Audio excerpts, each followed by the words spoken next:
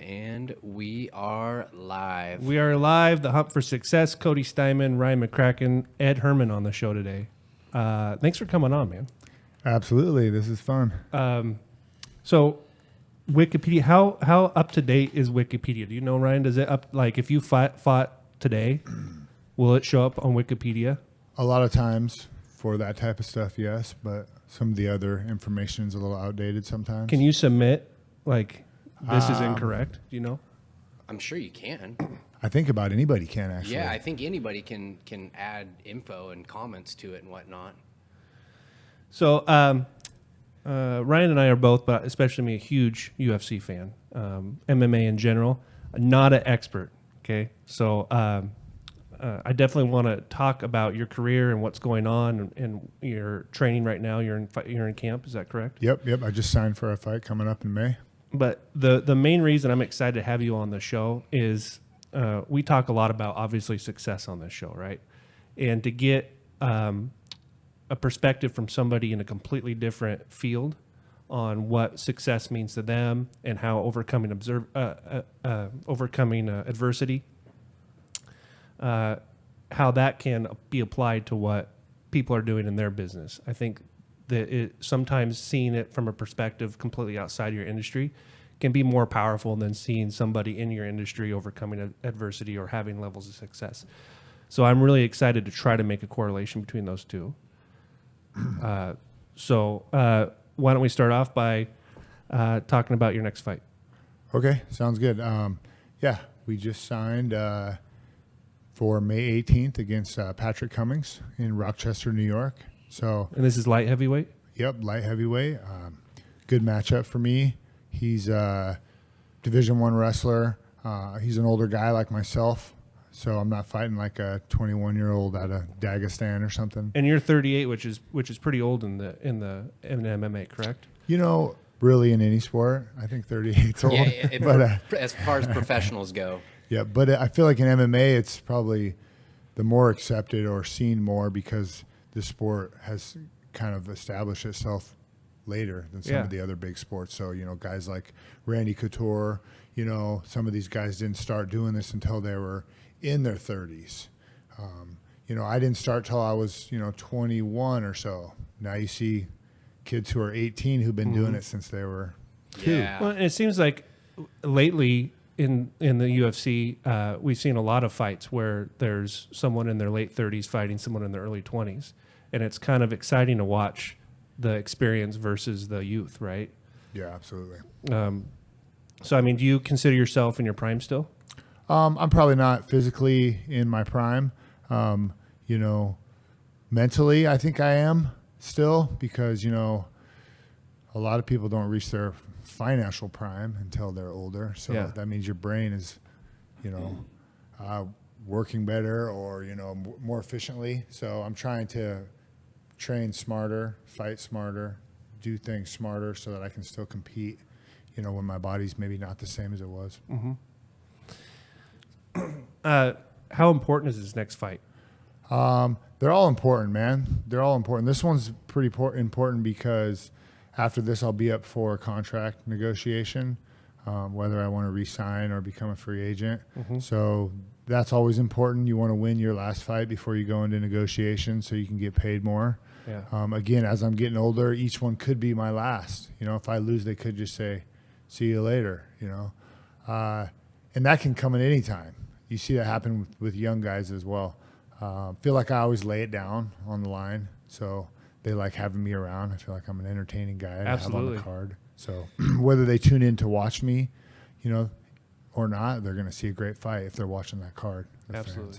I have a quick question. Speaking of like contract negotiations and stuff, how important do you think like being on The Ultimate Fighter and your relationship with Dana and kind of probably getting to know him better maybe than somebody just coming up through the ranks and not being on that show? How do you think that relationship piece impacts, your just the relationship with Dana and contracts and all that? I think it does a little bit, but at the same time, it's a cutthroat business. So if I'm not entertaining, then I'm not relevant. It doesn't matter. I do have a relationship with Dana, and he's told me in the past, I'll always keep you around no matter what. Like earlier in my career, I had lost a couple fights, and I was like, "Oh, please don't cut me." And he's like, "Dude, I will always keep you on contract. If you keep fighting like you do, you lay it all out there." So he said that, but he's not going to let me fight till I'm 50 and go out there and get Sure. He's got to protect his fighters, right? Absolutely. He's protecting his pocketbook probably more than his fighters, but I get it. I feel like we have enough of a relationship where he's always been honest with me, and that's always nice when your boss is honest with you and doesn't BS you. So well, Ryan and I were in Vegas at the Red Rock casino, and we were in the lobby. We were there for a conference, and we were sitting there, and I saw Dana White walk down the steps. So I got up and was like, "Hey, Dana," and walked over and started talking to him. Super nice guy to take the time to talk to people he has no idea, And so Ryan comes over, start talking to him, and obviously we're going to drop that we went to the same high school as Ed Herman. Nice. And I'll never forget, he looked at us and goes, "Ed Herman, that's a bad motherfucker." That's awesome. That's good to hear. I'm sure a few people from high school think the same thing. Yeah. Well, it's so awesome being able to have a local guy like from our hometown and from our high school competing at such a high level. And I mean, what do you think? It seems like the outsiders that don't understand MMA don't realize that these are trained killers in a ring. And it is at the absolute peak, not only peak in the sport, but peak at the time. It seems like there's more talent and more, what's the word I'm looking for? The fighters now are not like the fighters when UFC started. I mean, these are people at the absolute pinnacle of MMA. Yeah, pretty much. If you're in the UFC, everybody's an all-arounder. Yeah, these days, especially, like you said, 10, 12, 15 years ago, a lot of those guys wouldn't last a minute in the octagon with anybody on the roster these days.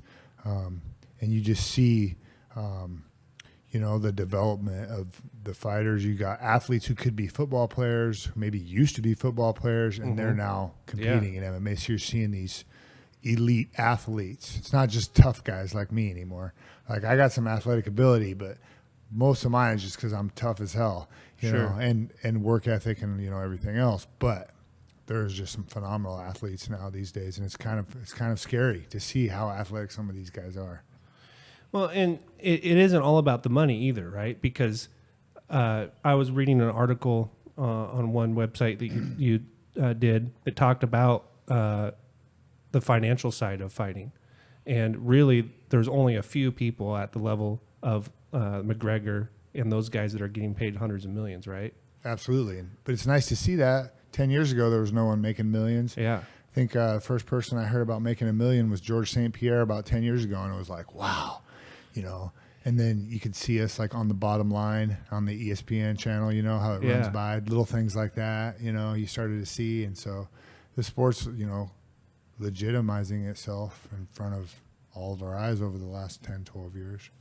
I can't say enough about how much has changed. I never expected it to get this big. Yeah, I mean, because it's not just people that are that like to go out and be athletes or work out or take martial arts themselves, because that kind of used to be the audience, right?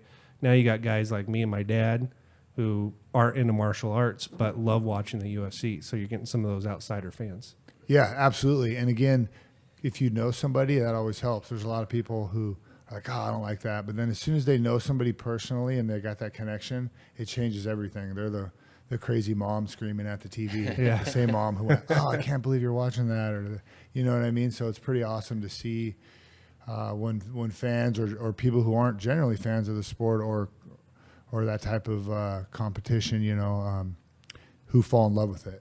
And they realize that we are, true athletes who work hard and are super passionate about, what we're doing. It's not just a bunch of knuckleheads. Yeah. So you mentioned that you have some kids and a wife, right? How old are your kids? Yes. So I have twins. They just turned 11, a boy and a girl.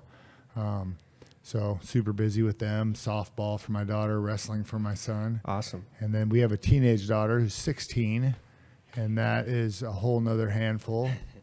She's a good kid, but, I was 16 once too. So yeah. So do they watch your fights? They watch. My wife usually has like people over, or she'll go to some family's house and watch. They don't usually come live. They'll stay at home kind of with the support Yeah. system that we have. And the kids watch a little bit, but they're off playing with their cousins and stuff too. This last fight, I think they actually watched more than any of the others because they're getting a little older now. Sure. Well, and they grew up with it, so it's not. Yeah, since they've been born, I've been doing it, Yeah. on TV, so it's like a normal thing. So you're on a this fight is important because your last 3 fights you lost, right? Absolutely. So that's the other thing. I've lost 3 in a row. It's Yeah. the first time I've ever lost 3 in a row in my career. So that's, I try not to think about that, but yeah, absolutely. I need to get a W. Yeah, and kind of talk about the mental side of it. Try not to put too much pressure on yourself for a lot. Yeah. It's easy to do when you compete. No matter what your sport is, you get nervous, all that stuff. But it's the outside pressure. For me, financially is one of the things maybe that's causing a lot of the pressure because I'm getting a little bit older. And with my contract, it's double when you win. So you get a certain amount to show up, and you get twice as much to win. So that is a big difference financially. But I try to just keep it loose and not let it affect me. And you're eligible for like fight of the night and all those bonuses on top of that, right? Right. So you can go from making, one number to 3-4 times that. Yeah. So it's kind of like I'm a professional gambler. That's one way to put it for sure. What about the mental side of losing? That's tough. You got to just know, if you go out there, just like I tell my wrestlers in high school that I coach, you just got to try your hardest. Go out there and try your hardest. You work as hard as you can to get ready. You go out there and try your hardest, and then that's all there is, man. Your family's still going to love you. The people who matter are still going to be there for you. You chose this path. You get to do this. You get to go out there and enjoy this. People wish they had the balls to step in, whether it's an octagon or just the circle in the middle of the wrestling mat. So do you have people outside or coaches that are helping you with that part, helping to remind you of that? Yes, and a lot of it's just my own thoughts that I've tried to harness in, because you can be the baddest dude in the world, but if you're mentally not there, you're going to have a hard time winning a fight. A lot of times both guys are trained equally. We know the same moves. We're in good shape, but who's there ready mentally? Have you had times where you've lost and you've seen that maybe one of the reasons you lost is because of your mindset? Absolutely, yes. If you go in there doubting yourself at all, your chances go way down to win. Maybe somehow you still can sometimes, but if you go out there unconfident, Or like you have an injury or something like that, just something that just throws you off a little, right? Yeah, that can lead to, you being, not confident as well. You got an injury, so you weren't able to train as hard. You're not in as good a shape as you want to be, And unfortunately, again, we're not making those big bucks where we have guaranteed contracts. If you get hurt, sometimes you got to finish camp and fight anyway because, you need the money. Yeah. So if the sport had more money, do you think that would be a good thing because then people are fighting for a different reason? If there were guarantees there, or does not having that guarantee, does that make it a little more edgy? I think both, right? Yeah. You see it in other sports where guys get that fat contract and then they're never the same, right? They're like, I'm set for life. I don't have to even, I did all the work. So yeah, it keeps you hungry. Obviously, when you got to go out there and perform to get paid. But at the same time, it's hard because we put our bodies on the line day in and day out in training. You know what I mean? That's where a lot of the injuries happen. So you could work your butt off for 6 weeks and then you get injured, tear your knee out. You can't fight. Yeah. There's no compensation. Hopefully you got some good sponsors to help you out a little bit, but that's still hard to come by these days. Has the sponsorship changed with this whole Reebok deal?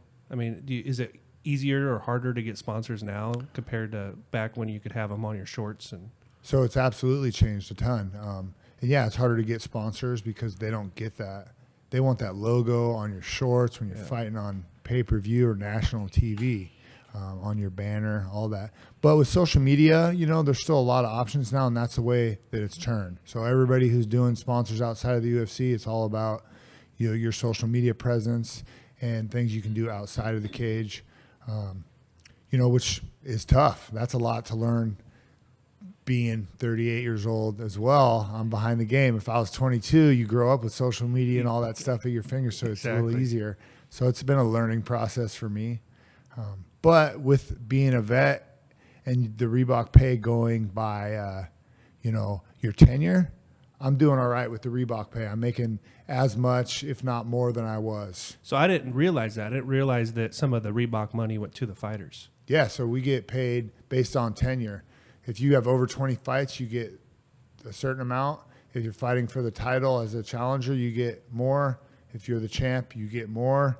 And then it goes down in tiers. I think it's like, 20 through 15 or 20 through 16, 15 through 11, Gotcha. 1 through 5, whatever. There's different tiers of how much you get paid. So the lower tiered guys, they're the ones who got screwed and were upset about it because they're a super popular guy. Maybe they're undefeated. They're 3-0 in the UFC. They got all these big sponsors wanting to pay them money, but they're stuck with the $2,500 they have to take from Reebok. But at the same time, I don't feel too bad for them because I put my time in. Yeah. Yeah, you have. So you've been in since 2003, and before that, you're Strike Force? Nope. I was, local, came up on the local scene, did some regional stuff, and then I got on the Ultimate Fighter in 2005 or early 2006. And then when the UFC bought Strike Force, I was halfway into my UFC career. They were having their very last card, but it was owned under Zuffa and UFC, and there's a guy named Jacare. Yeah. And nobody would fight him. They called me and said, hey, we've had 10 guys turn down this fight. We know it's Strike Force. We'll pay you the same as your UFC contract. I should have never said yes. Short notice fight. I took it on like 3 weeks. I wasn't in very good shape. But again, I needed to get a fight. I had been sitting on the shelf for a minute, and my manager should have got me some bonuses or something because that guy is a very tough guy to take a short notice fight on. So I just went over there, fought the one fight, and then that was it, and then my next one was in the UFC again. Gotcha. So I never was let go or released or anything. It was just like I was doing the brass a favor. So hopefully they remember little stuff like that. But, So when you were doing local, what was it? Was it FCFF? That's where I started. My very first fight was in the FCFF in Medford, actually. He was doing shows. Chael Sonnen and Kevin Keeney were doing shows in different places, and that was the first one. I think I did a couple up north, like Seattle area, and then maybe a couple more at the Roseland there. And whatever I could get my hands on, there was little shows all over the place. Is that still a good way for fighters to get in, to turn professional? That's how you have to do it, really. You start regionally, like locally, and you do well locally, and then you get a little more regional action where you get to the Midwest, and maybe you get a couple international opportunities. Like I got to go fight in Japan right when I turned pro. It was a pretty cool experience. I was like 23 or 4, so that was cool. But I fought in like Wenatchee. I fought in Montana in like a horse stable one time. Pretty much. So there was, that was the Wild West back then.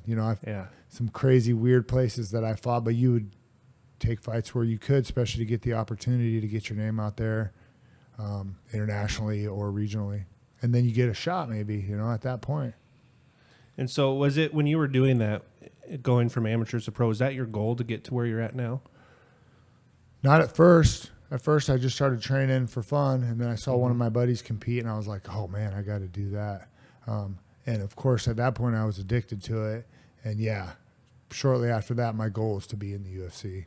I didn't even think about monetary or financial gain. I just thought that's my goal. That's what I want to do. It was a good focus for me. I had some good mentors. I was like more focused on life than I had ever been. Whether I made it into the UFC or not, my life had changed from doing martial arts at that point, moving forward. So talk about that a little bit. Before the podcast, we were kind of talking about you moved out before you graduated high school, and was MMA a good outlet for you? Were you going through struggles? Talk about that a little bit. Yeah, absolutely. I grew up kind of tough with not a lot of parental, advisory. School was not high of importance. My grades for me, I hung out with some knuckleheads too, and you are who you hang out with. So, made some bad choices growing up young, but I'm glad I got all that out of my system young. You know, I mean, I got in trouble with the law and all kinds of stuff. Like what kind of trouble? Oh, you know, like stealing and beating people up. And when I was like 15, you know, Yeah. I have a criminal record from when I was 15, you know. What did you do to get that record when you were 15? Just like I said, like stealing, you know, I think like we beat this kid up and took his skateboard or something stupid. And like, I don't know, just knucklehead stuff. Yeah, just being young, dumb kids. Yeah. And, you know, making bad choices.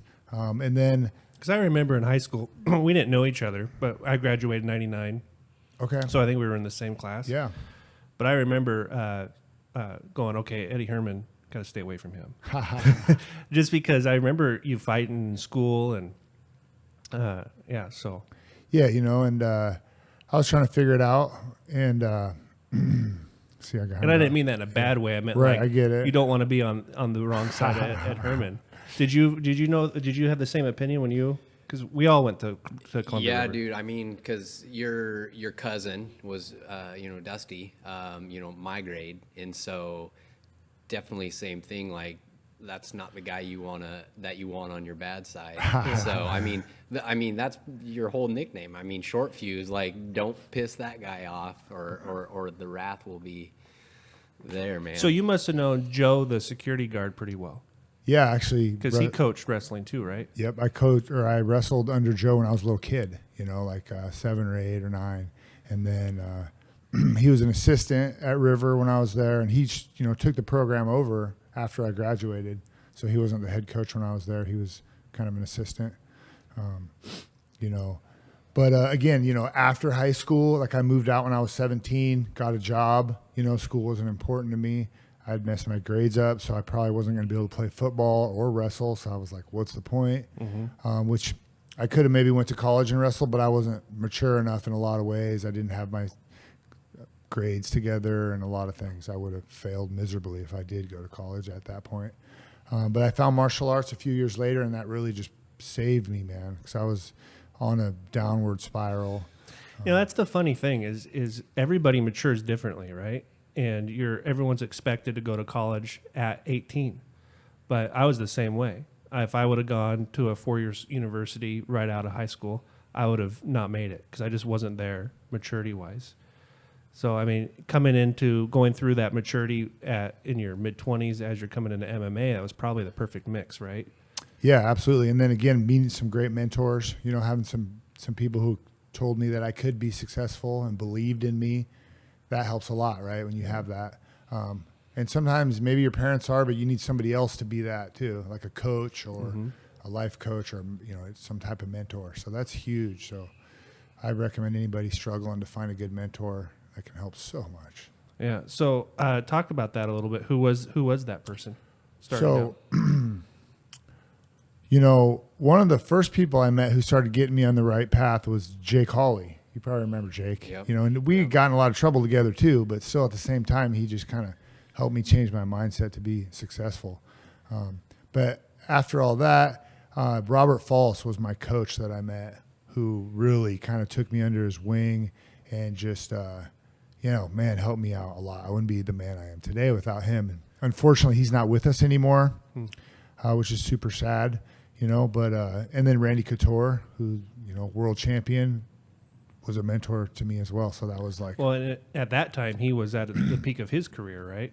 Absolutely. So for him to show me any kind of attention and take me under his wing and give me extra coaching and stuff like that was huge. It showed me that I did have potential and that I could do this and go a long ways. As somebody like him, who's an Olympian, super successful in collegiate wrestling, and as a professional athlete as well.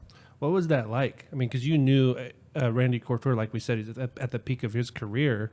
Having him give you attention, what's it like to meet your idol, kind of in that sport that you want to be in? Well, when I first I remember watching the UFCs when I was like 17, thinking this is awesome. You see Randy Couture fighting out of Gresham, Matt Lindland fighting out of Eagle Creek. We were like, what? No way, that's awesome, And they were like good old boys. So that was amazing. But I started my career before really he was at his peak. I think he might have been already world champion, but still there was a lot of years there that I got to be right next to him, training with him, helping him get ready for his world championship fights as well. That's so awesome. I was like, felt like I was a piece of that. I got to be in his corner one time when he fought Chuck Liddell. No A way. part of the whole Nice, crew. man. No I way. wasn't out there at ringside, but I was like in the back room helping warm him up and like Yeah. a part of the whole crew at a very young age before I was in the UFC. So that was huge. You know what I mean? My coaches were competing at that highest level, and they had instilled the confidence that there's no reason we couldn't be right. Now that you're coaching wrestling and stuff, do you kind of find yourself on the opposite end of that? Absolutely. So I'm trying to give back, man, and be there for these young guys and ladies who are wrestlers, because that's a tough sport to do, and you got to mentally kind of keep it together. You have a lot of things pulling you, I feel like, in different directions, whether it's school, friends, girlfriends, boyfriends, parents who aren't supportive. You wouldn't believe how many of these kids are so dedicated and work so hard, and their parents don't even show up for a wrestling meet. It kills me inside to see that, because, you know, luckily they have some awesome coaches who love them and are there for them. I feel like, so that's what we can be. Well, and coaches are so important, not just to the kids that aren't getting that at home, but they're important to everybody, right? What is it about kids where sometimes they'll listen to something they'll take advice from somebody like a coach that they wouldn't take from their parents. We all Absolutely. feel that way, right? I love my dad to death. He was the best dad growing up. But when I was a kid, I had some mentors that would tell me, hey, you're doing this wrong, or you should focus on this. And if my dad told me that, I wouldn't give a fuck. I'd be like, you know. So what is that? So I'm going through that with my own daughter, but I see it in the high school a lot, because there are some kids who have great support from their parents who are amazing. And they've told me the same thing, like one of our kids who about cutting weight, you know, and the old school way cutting weight's like starve yourself and really it's miserable. Yeah. The new way, like Unhealthy. we do it with MMA, is you got to eat to make weight. You got to eat the right things, but you have to eat consistently to keep your metabolism going. If you just starve yourself, your body shuts down and goes into like a panic mode and holds on to everything you got, so you lose less weight. So just having some of these conversations with these young men and women, one of the parents told me, I've been telling him that forever, and he comes to me like it's the first time he's ever heard it, and how excited he is about all this new information. It's just pretty funny to hear that exact situation where the mom or the dad was telling them the same thing. Mm-hmm. And now that their coach is telling them that, it's like the greatest thing ever. So, you know how kids are, teenagers, they don't want to hear it from their parents. Yeah. I think that's all it is. They need that outside voice. You know, I think I'm still guilty of that a little bit. In our industry, coaching is a really big deal, right? People pay lots of money to have a business coach. And I just recently got a new coach, and his advice to me was, hey, I want you to make this many phone calls every day, and then I want you to send a handwritten thank you card and a book to this many people every week. And I've known that I was supposed to do that. I should be doing that in my business for the last 15 years. But because here I am paying someone to tell me that, I did it and saw immediate results. So it's like, what is it? What's the flaw in our brain where we have to have somebody tell us to do basic things? You know, we all need it in whatever business we're in. That's why it works, I guess. I'm not sure. Well, and MMA is the perfect example because it's all about daily disciplines and the basics, right? There's no I mean, I guess with diets and a lot of that stuff, there's a lot of trendy things that are popular and trying to do things a different way. But really, doesn't it come down to the basics? I mean, before you were here, you were at training camp, right? Yeah, I was just training right before I came here. Yeah, it's a lot of diet is simple basics, man. Use common sense, like watch your carbs at night, you know, eat more protein, you know, eat your vegetables, eat breakfast like your grandma told you. You know, it's like simple stuff, you know, watch your sugar intake, watch your salt. You know, it's like anything in life. People overthink it. There's all these new fads. Oh, what about this? Where a lot of it's just one of those little details that people don't think about or nobody taught them. You know, same thing like you said with your business. It's like with social media. People respond to your stuff. You got to respond to them. Hey, thanks for the like. Hey, thanks for the nice comment. Yeah. That goes a long ways. You know, people want that interaction. You know, same thing in your business. You send them a card, it makes them feel good. Even though it sounds simple, just something like that, you know, you're going to probably go back to that guy or recommend that guy for, not for everybody, but again, people appreciate the little things in life, and it's hard. We're all so damn busy. Yeah. To take a little bit of extra time just to thank somebody makes a lot of difference. You know, it's funny you say that, because if you listen to enough podcasts or celebrities, you hear this once in a while. Oh, my social media guy. Oh yeah, I don't do Instagram. I have somebody that does all that for me. That pisses me, as a fan, that pisses me off so much. It's like, what? This isn't you. This isn't, I'm not interacting with you. I'm not seeing you. You're having somebody else pretend to be you. Right. Oh, well, just stay off of it then. Right. Yeah, I agree. You know, I've tried to get people to maybe help me in the past or talk to people, kind of generically help me with some basic stuff, but it's hard. Well, that's okay. I mean, if you want somebody that knows what they're doing to kind of, if you're using it from a marketing standpoint. Right. But if you get on there and With the interaction, yeah. Yeah, the interaction or the comments or. Yep. So, but I've never hired anybody to do any of my stuff. I probably should have, because I'm not that great at it. I don't have that many followers on some of my stuff. If some guys got like, 50, 60,000 on their, or more on their Instagram. You got the best mentor in the world at that, Chael Sonnen.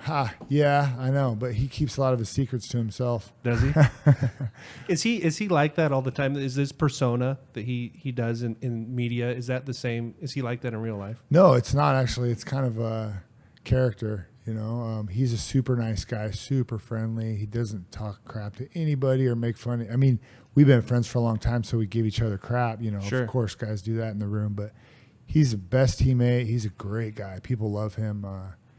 Anybody who's ever met him will tell you how nice of a guy he really is. But he's super witty, just like he is. It's interesting talking to him. Having a conversation with him is always interesting for me. I always learn something.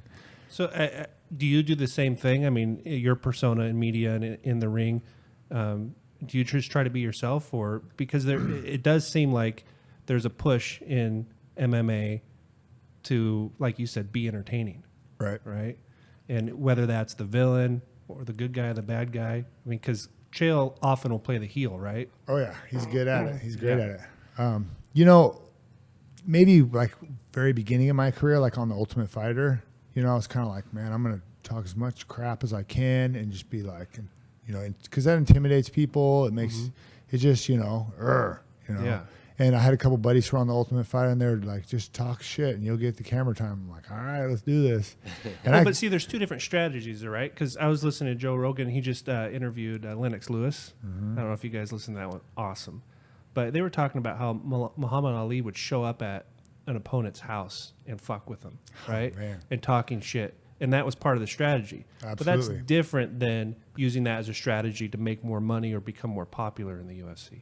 True. So both, like look at Conor McGregor, look at Nate Diaz. They talk so much crap, they get in guys' heads. So the guy's fighting with emotion now. He's not fighting as smart. And they do a really good job of that. And Muhammad Ali did the same thing, where you get in their head and you get that guy to question themselves a little bit. Whether you do or not, it sells fights. People love that. People love the drama. They love the crap talking. Again, right after The Ultimate Fighter, after being that bad guy, being the heel, I got so much like hate mail, which was hard for me. And it was my first time being, in having that exposure, of a little bit of celebrity-ism or whatever. And so people bag on you. Now I know they're going to do that anyway, win or lose. And that was before Troll.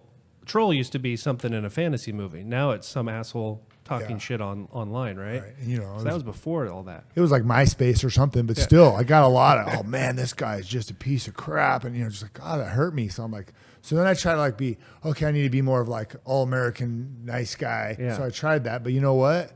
That didn't sell as much. I should have kept being the heel. I should have played that all the way through, because it kind of came naturally a little bit, just having fun.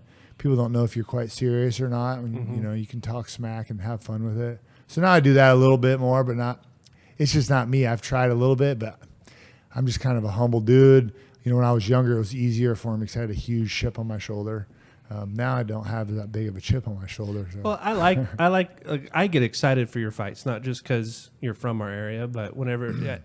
So same with Cowboy Cerrone. Whenever I know he's going to fight, I'm pumped, right? I'll buy a pay-per-view just to watch that fight. But I feel like you know they're just going to lay it on the line. yeah, and I feel there's a bit of authenticity there. Absolutely. And, you know, it's okay to be a character and talk shit to be more popular, because I get it, right? You're trying to get as many eyes on you as possible so you can get the fights and get the money, right? But it'll be interesting to see where it goes, and I just hope it doesn't get out of control. Like when the Stipe fight where Brock Lesnar got in the ring afterwards and started shoving Cormier. Right. You know, it's like, okay, was that real? Or They were was smiling. They were counting dollars while they were doing that. It almost felt like that was written, right? That was written to happen. And I would suck to see the sport go down that road. Like WWE, let's keep them separate. Yeah. You know, you're going to see a little bit of that crossover, and it's good and bad for the sport. It brings more people in. Think how many more people watch when Brock Lesnar fights. He's the biggest pay-per-view seller in the history of the UFC. So it brings all those goofballs in who like that Jerry Springer drama. You know, unfortunately, we got to do that to make a buck. You don't have to be that character, but you got to deal with a little bit of that. You know, Bellator's really bad. I feel like they're like in between WWE and MMA. Well, but they just had who's that fighter that just fought, that came out of WWF that fought in Bellator just recently? Swagger. I don't even know. Jack Swagger. I don't know who that is. Because CM Punk did it, right? Yeah, not very well. No, but the Swagger guy, I think he's got a chance of making it. Okay, yeah, you know. look it up. It's Jack Swagger or John. I think John Swagger. All right. Yeah, I'll look it up while you guys. His WWF character was like extreme right wing prepper. Huh. I don't really watch that stuff anymore. When I was a kid, I did, so I know who like Ravishing Rick Rude is, yeah. the $1 Million Man, the Ultimate is. Warrior. Yeah, he looks pretty yoked. Where was the Ultimate Warrior from? the Ultimate Warrior? Yeah. Shoot, I have no idea. Parts unknown, man. Parts unknown. How can I not know that? Yeah, there he is. But he had a fighting background before. 6'5", 275. He's a big boy. Yeah, I think he was pretty well known in wrestling. Maybe he looks like a wrestler. And you know, a lot of these guys who are in the WWE are super athletes, super amazing stuff that they do. If they got a wrestling background, that's usually like a guy like that. He looks like he could be playing in the NFL too. So you know, he's choosing to go this way. well, and I think that like having a crossover from WWE into MMA and back and forth, I don't think that's a bad thing. No, Dude, he won by a technical move. He's 1-0. yeah, Submission, arm triangle choke. If anything, watching was it Mickey Gill fight CM Punk, right? it shows that you guys are trained freaking assassins, and you take an athlete like CM Punk, and he can't even hang. No, absolutely. So Because he fought just an up and comer, right? It was his first. It was both of their UFC debuts, right? right, Mickey Gall's pretty talented kid though too. So it's not like they gave CM an easy matchup. The last guy he fought though, Well, Mickey Gall wanted CM Punk. was that what it was? Okay. Of course, everybody wanted CM Punk. Me too. I was like, what weight's he going to fight at? I'll go back down to 85 to fight him. 205, I'm like, come on, please give me that. Because, you know, you're going to get a lot of hype out of that. So Yeah. I would love to take a fight like that. Give me one of those guys.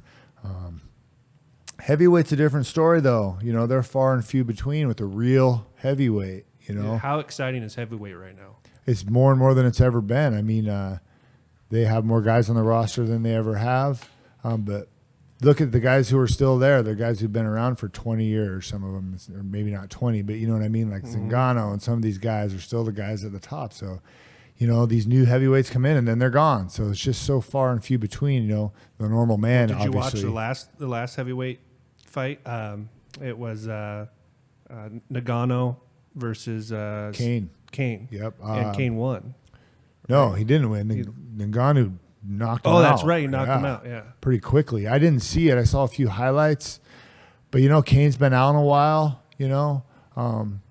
There hasn't been a lot of heavyweights like Ngannou, Yeah. you know, that he's faced before. He's a big, bad dude, you know. Kane's older, you know. There's a lot of other things, too, coming into play. Like what do you mean? I don't know. USADA, things like that. That's actually something I wanted to touch on when you were talking about diet and whatnot. As far as supplements go, like do you take any supplements? And then what stuff do you just like, hey, I just got to be uber careful about that because, I mean, you get tested and it came from some random, lab. And when you answer that, tell everyone what USADA is, because we're not a MMA show. Right. USADA is United States Anti-Doping Agency. So it's the same thing that follows the Olympians around. The guys who come to my house and test me. It's like 9 o'clock at night, knock, knock, knock. My kids are like, hey, Dad, the guy who makes you pee in a cup is here. He comes in and sits there and BS's. The guy that watches you pee, right? Yeah. They have to watch you pee. Yep. Sometimes they show up and take blood too. So, which is good. I'm all about that. I wish they would do more of that and keep the sport clean because it isn't fair when guys are able to get away with using performance enhancing drugs. Isn't it the pendulum swinging a little too far when they're talking about picograms and like Ryan was talking about with supplements? Do you think it's going too far? Like this whole John Jones deal? I think John Jones is a cheater and he gets away with it because he's John Jones. So I don't know. All of his excuses are bullshit, I think. Really? That's what I think. I think so too. I do. I think he puts a big fat wad of money in everybody's pocket. So things change when the rules aren't the same when you're, at the top. So unfortunately, that's the way it is. Look at all professional sports. I hate to say it, everybody, but all your heroes are probably cheaters. Unfortunately, gosh, Have you ever done that or been asked to do it? No. To do any of that doping or anything I mean, like that? now that I'm 38, I kind of wish I could use it to get through training camp because that's what a lot of guys use it for. So just being able to, because the wear and tear on your body, man. Well, and aren't they showing a lot of benefits just from a health and safety standpoint with a lot of that stuff? Absolutely, like minimal amounts. There's a lot of guys who swear by that, and I agree too. Most likely, but I don't know how they can monitor it. They tried to do that before with like TRT exemptions, and then everybody, like it just got too crazy and they couldn't control it. So if it was somehow controlled, like a minimal amount, but guys just go crazy with it, you know what I mean? And I don't know how they can control that. I think it's got to be either all the way out or all the way in, right? Yeah, it's crazy. I don't want to spend too much time talking about that, but you have to be super careful, obviously, with all your supplements, though. Yeah, so I've never been a huge supplement guy. I'm a real simple guy. I do like a light pre-workout. I don't like a lot of the crazy pre-workouts that get you all amped up. They kind of mess with my stomach, and I just don't like them. And plus, those are the dangerous ones. Some of those pre-workouts that you can get at GMC, you can get popped for USADA, but they have a list, man. So you got to be smart about it. But a guy like me, I kind of know what I'm taking. I'm not just going to jump all over and start taking a bunch of new crazy stuff. Garden of Life is a company that I use for all my supplements. They've been with me for a long time. It's basically vegan and plant-based, all their stuff, except for they do have like a whey protein, which I like better than the plant-based. It's easier for me to stomach.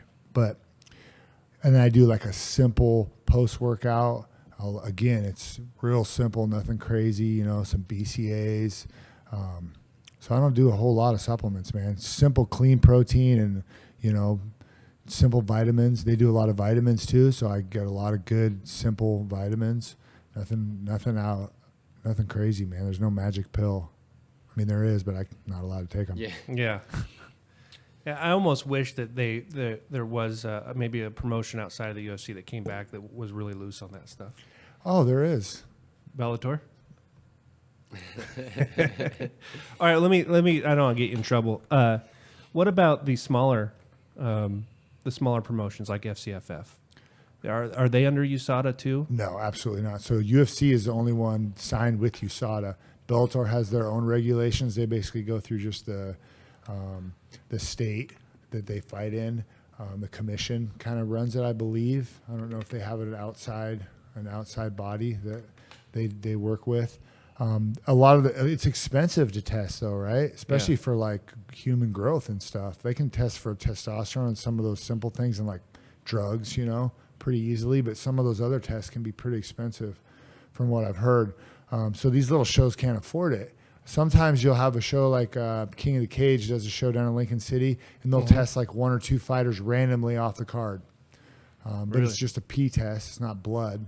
So there's only so much they can find. And they're probably not doing the test before and test after and all that. Sometimes they'll test right before the fight and then right after the fight.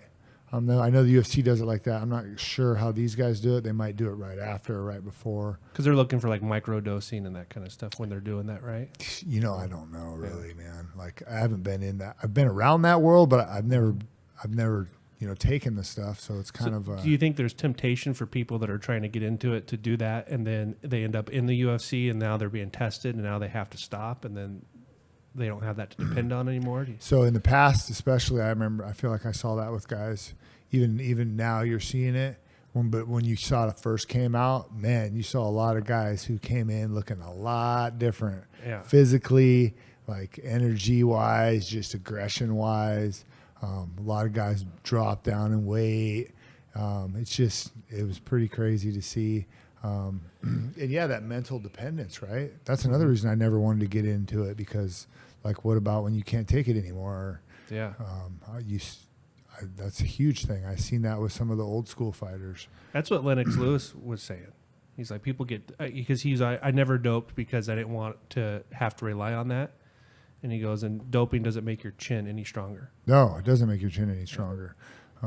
Again, like what I was saying, man, I could use some now. It's because I'm 38. Just getting through training camp, that's the tough part. You know what I mean? And staying healthy. From what some guys say, it can help you a lot with that. So from a fan, what do you think about this ESPN deal? And a lot of the announcers and commentators are now fighters. They're really pushing that, right? Do you think that's a good thing? For some guys, yeah. Just like, you see football, some guys like Tony Romo are naturals. They come in there and kill it.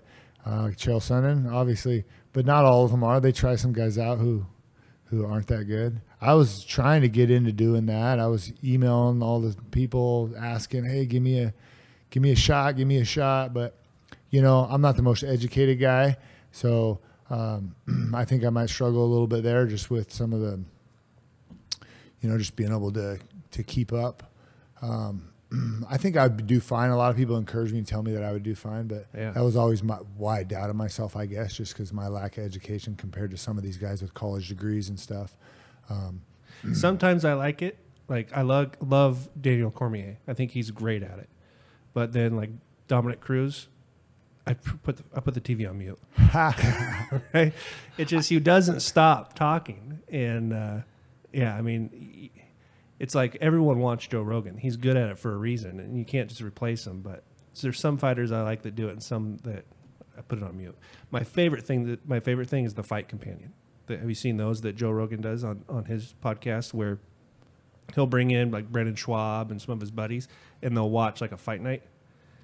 I haven't seen it, but I'm familiar with the show, and I maybe have seen a little bit of it. I wish I had more time to watch some of that stuff, but I just don't. That's the best, because they put a timer up so you know where to sync them. And so I'll turn that on, turn the fight on mute, and watch these guys bullshit.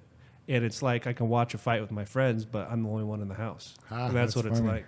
That's funny. Yeah, I saw Brendan posting stuff about that. I'll have to catch one of those. It sounds like fun. Talk about what the Ultimate Fighter. The cool thing about that is you got in early.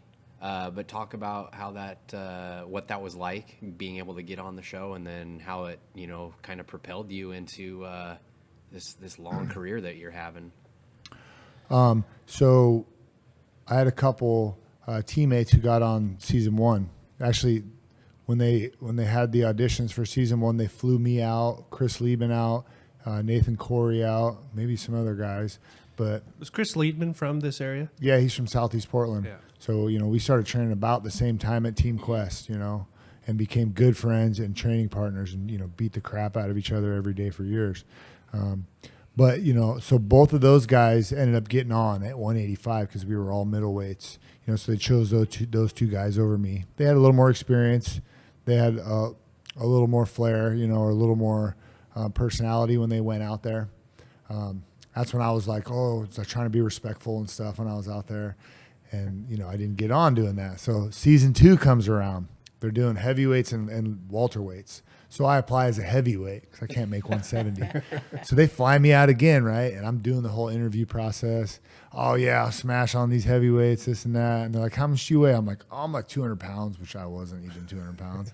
And Dana White comes busting in the room. And he's like, oh, man, I love you. You're great. I love your attitude, this and that. I'd love to have you on because, like, BS, stand up. How much do you weigh? And I was like, I'll be 220 by the time I get back, for the show in 2 months, which there's no way that would happen either.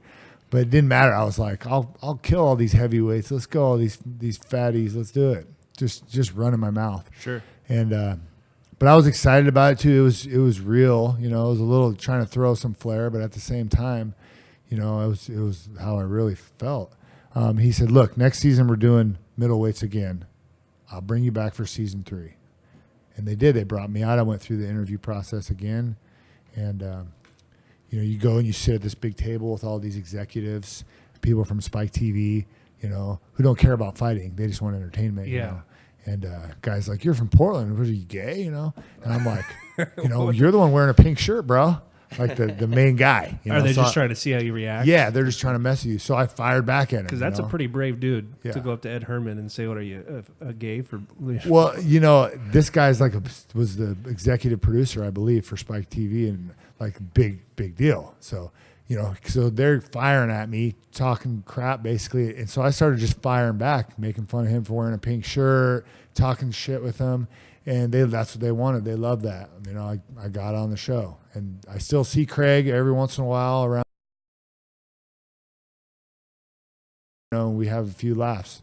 But then before that, they had offered me, look, we'll, or maybe it was after that, we want you on the Ultimate Fighter, or we'll just give you a regular contract. You can go right in the UFC. You don't have to do the Ultimate Fighter, because I was 12-1 or something, 13-1 at the time, maybe 13-2, and had beat some pretty tough guys. So they were ready to offer me a contract anyway for like $3,000. But if you won the Ultimate Fighter, you started out at like 4 times that, So I was like, I'm going to win the Ultimate Fighter, of course. Wasn't so the finale worth like $100K or? Yeah, they were pretty good at selling it to the fans. So everybody thought I got handed like a $100,000 check, after that fight. That isn't the case. The contract reads you have the ability to make $100,000 over the 9 fights on your contract for the next 3 years. Oh. So there's your $100,000. Yeah. Right. Or maybe it was you had the ability to make $100,000. Dude, the contract there's no way, because I was at 12-12 my first 3 fights. So even if I won all 3 of those, that's not even $75,000. That's what, $72,000. Yeah. Do you get any royalties from being on the show? No, not a dime. And then we didn't get paid for being there either. I think we got like $500 a week or something for being there. And then if you won a fight on the show, if you finished them, you got $5,000. So I finished both my guys. So I actually walked out of there with $10,000, which was cool. And then even the finale, the finals, the Ultimate Fighter, I think I got paid $5,000. So, but at the time that was the most money I ever made fighting. So I was like, hell yeah, I'm rich. Yeah. $5,000. Is it still the same way now? Because Ultimate Fighter now, it's less drama, right? It depends on the season. Sometimes they get a good group in there. I think they're done with it, aren't they? I heard that the last one was Yeah, I'm not sure if they're still doing it or not. I think they stopped doing it. Dana White's Contender Series kind of That's took it good. over, and they're having a hard time finding enough guys to fill these houses too. Yeah. I think, man, the competition level's gone Because they were down a doing lot. them right after. It wasn't like they were doing one a year. I mean, it would Right. start right back up. Yeah, they did like 3 or 4 within the first year and a half. It seemed like in the beginning. Did they ever approach you about being one of the coaches, bringing you back? No, they never did, which would have been awesome because you get a huge pay bump when you fight if you're a coach. So I just, I think the popularity wasn't there. When I first got off the Ultimate Fighter, it was like I felt like, people thought I could be the next big thing, I could be a champ.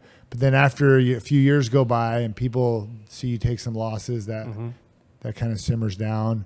And then they're on to the next big thing. Who's the next big guy, coming in? The sports, you see that a lot with the sport. Guy comes on the scene, wins 2 or 3 big fights. Oh, everybody loves him. He's the next most popular guy in the world. And 2 years later, who? What? Yeah. Who? 12 years later, who's still standing here?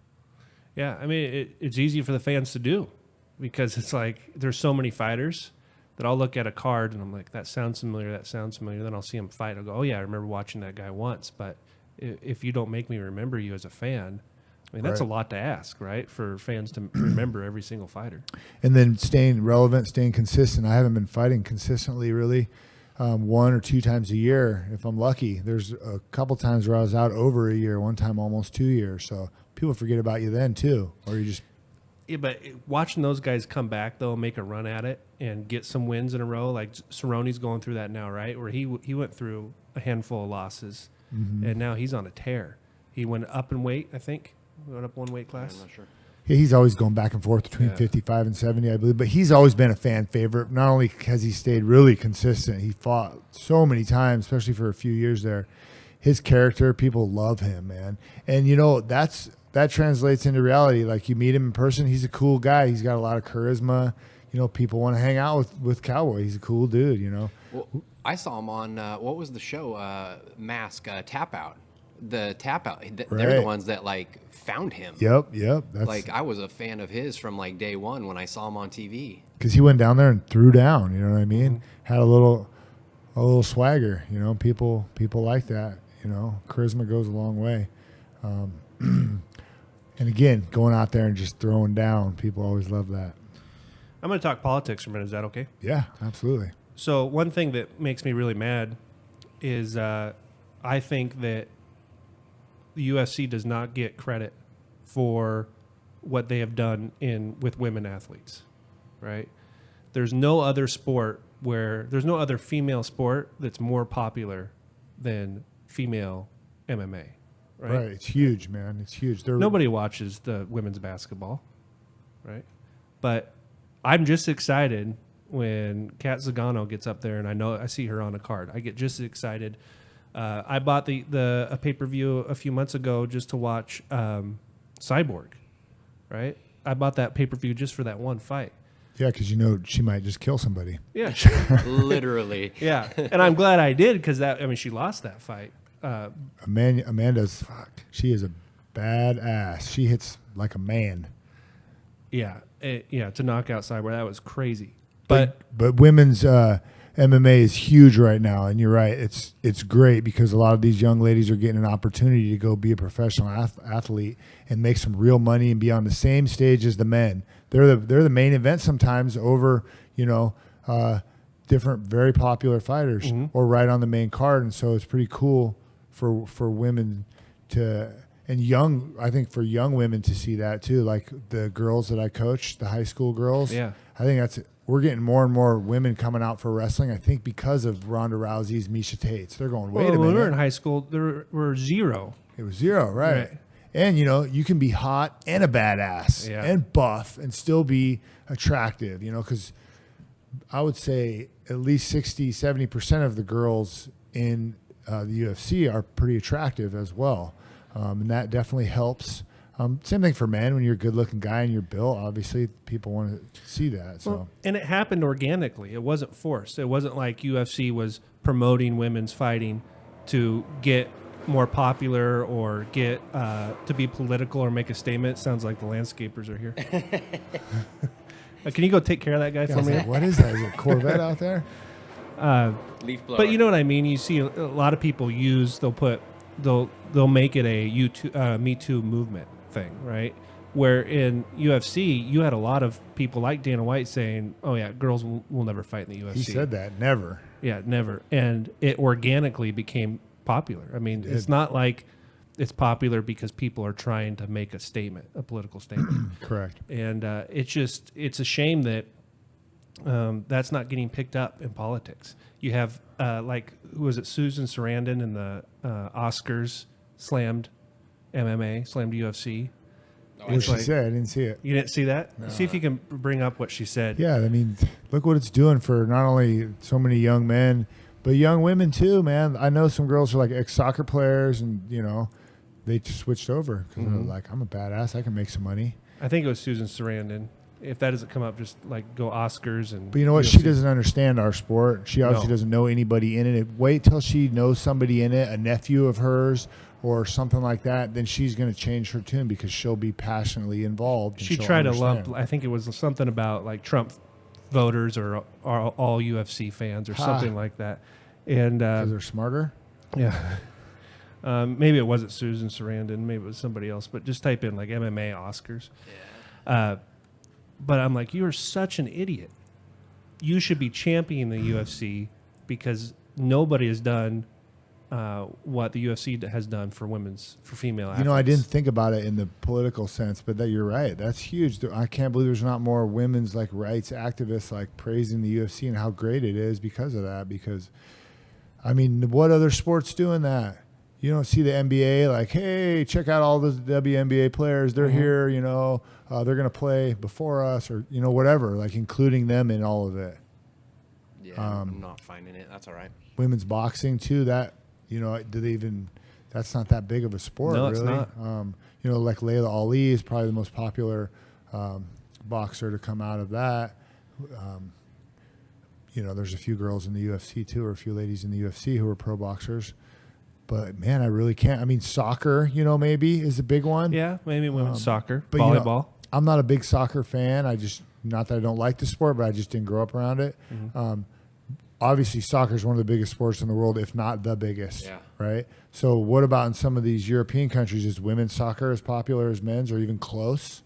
Probably not, right? Mm-mm. Or I don't think so.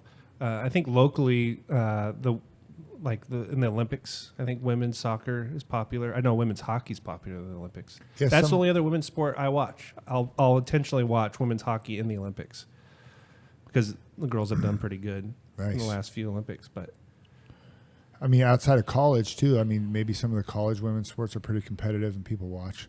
But yeah, I never thought about that. That's an awesome point. yeah,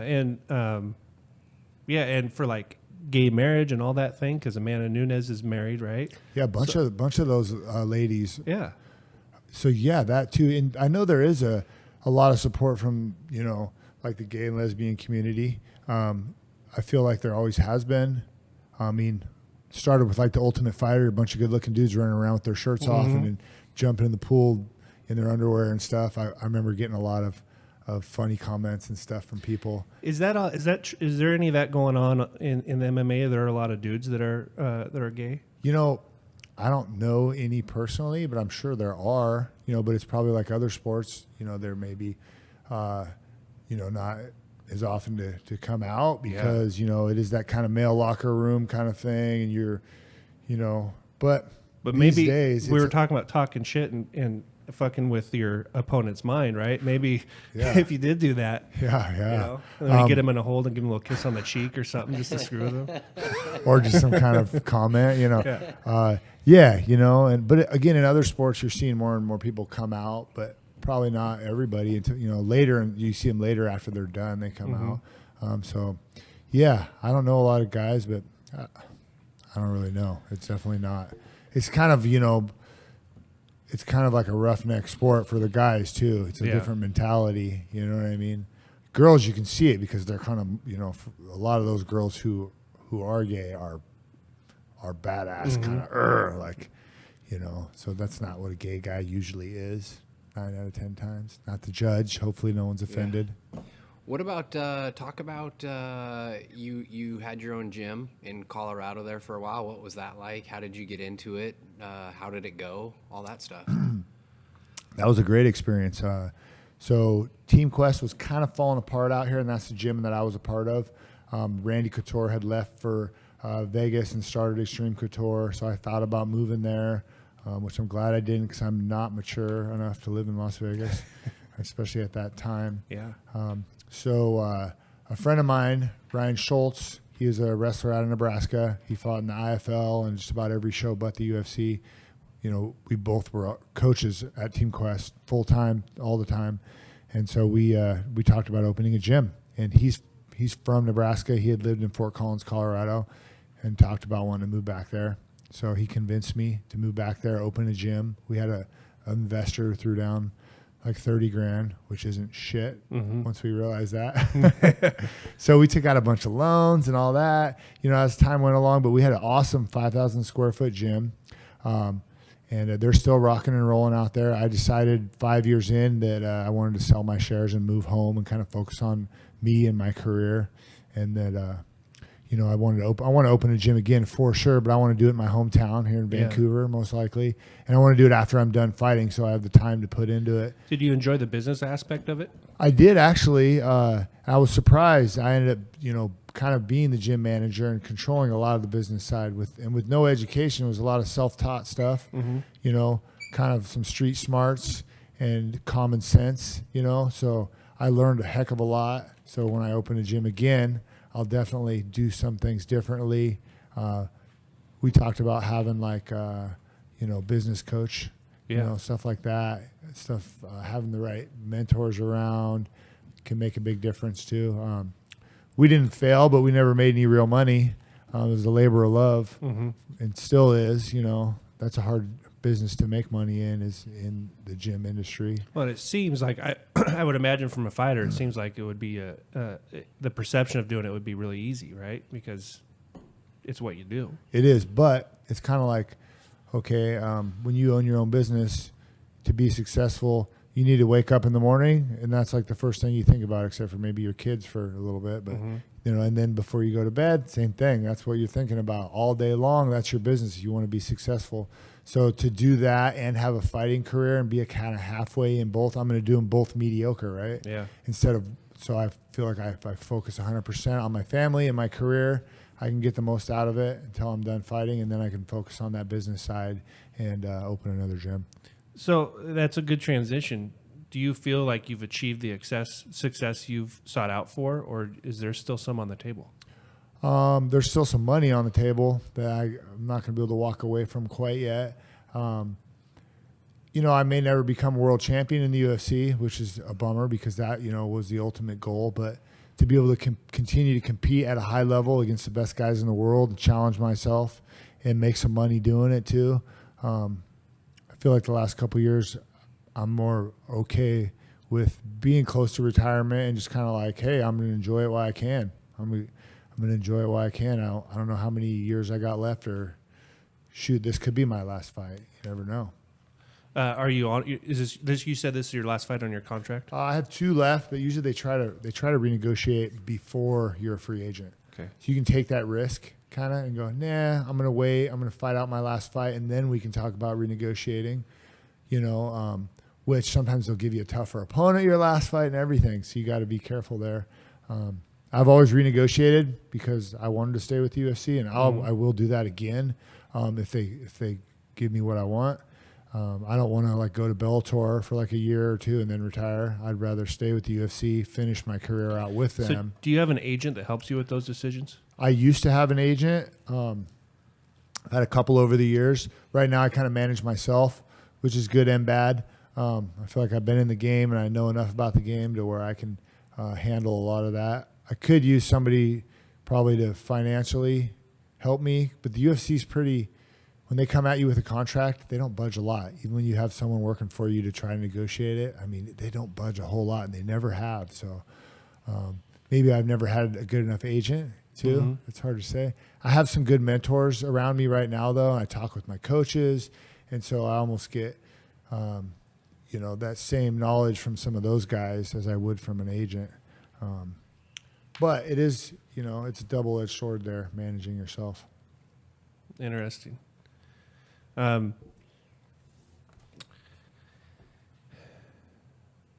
This has kind of turned into more of an interview than a conversation. I But know. that's okay. I hope that's all right with you. It's okay That's with all me. But it's fascinating getting to sit down and kind of learn more about it from a fan standpoint. What about when you're done? We talked about opening another gym. Have you thought that far ahead yet, or are you just focused on the now? I've definitely thought that far ahead, especially the last couple of years. It can be scary for an athlete getting towards the end of your career and not knowing what you're going to do next. So I do have some, a few different ideas that I've been pursuing. It's changed a little bit. I almost feel like I was like a college student, like, okay, this is what I'm going to do. Oh, wait, now this is what I want to do. I was thinking about starting a business, like hauling heavy machinery and doing stuff like that. I got some family in the construction business, and so I was like trying to get my CDL, and then I was going to buy a truck and stuff. And then I did that for a little while, and I was like, I don't know if I want to do that. Yeah. So I'm actually, I want to open a gym. And I want to continue to train and coach because I'm so passionate about coaching, but it's really hard to make a living coaching. It really, really is. So I'm trying to get in the fire department, actually. I got half a dozen buddies that I've been training with for years. Stipe up. Yeah. But I have guys locally that I've been training with for years who are firefighters. And, it seems like it could be a good fit. A lot of ex-athletes, some ex-military guys. You have a lot of time. I could train. I could still even fight a couple times, once a year or something. So it seems like it could be a good fit. So I've been kind of pursuing that, doing some of their testing and so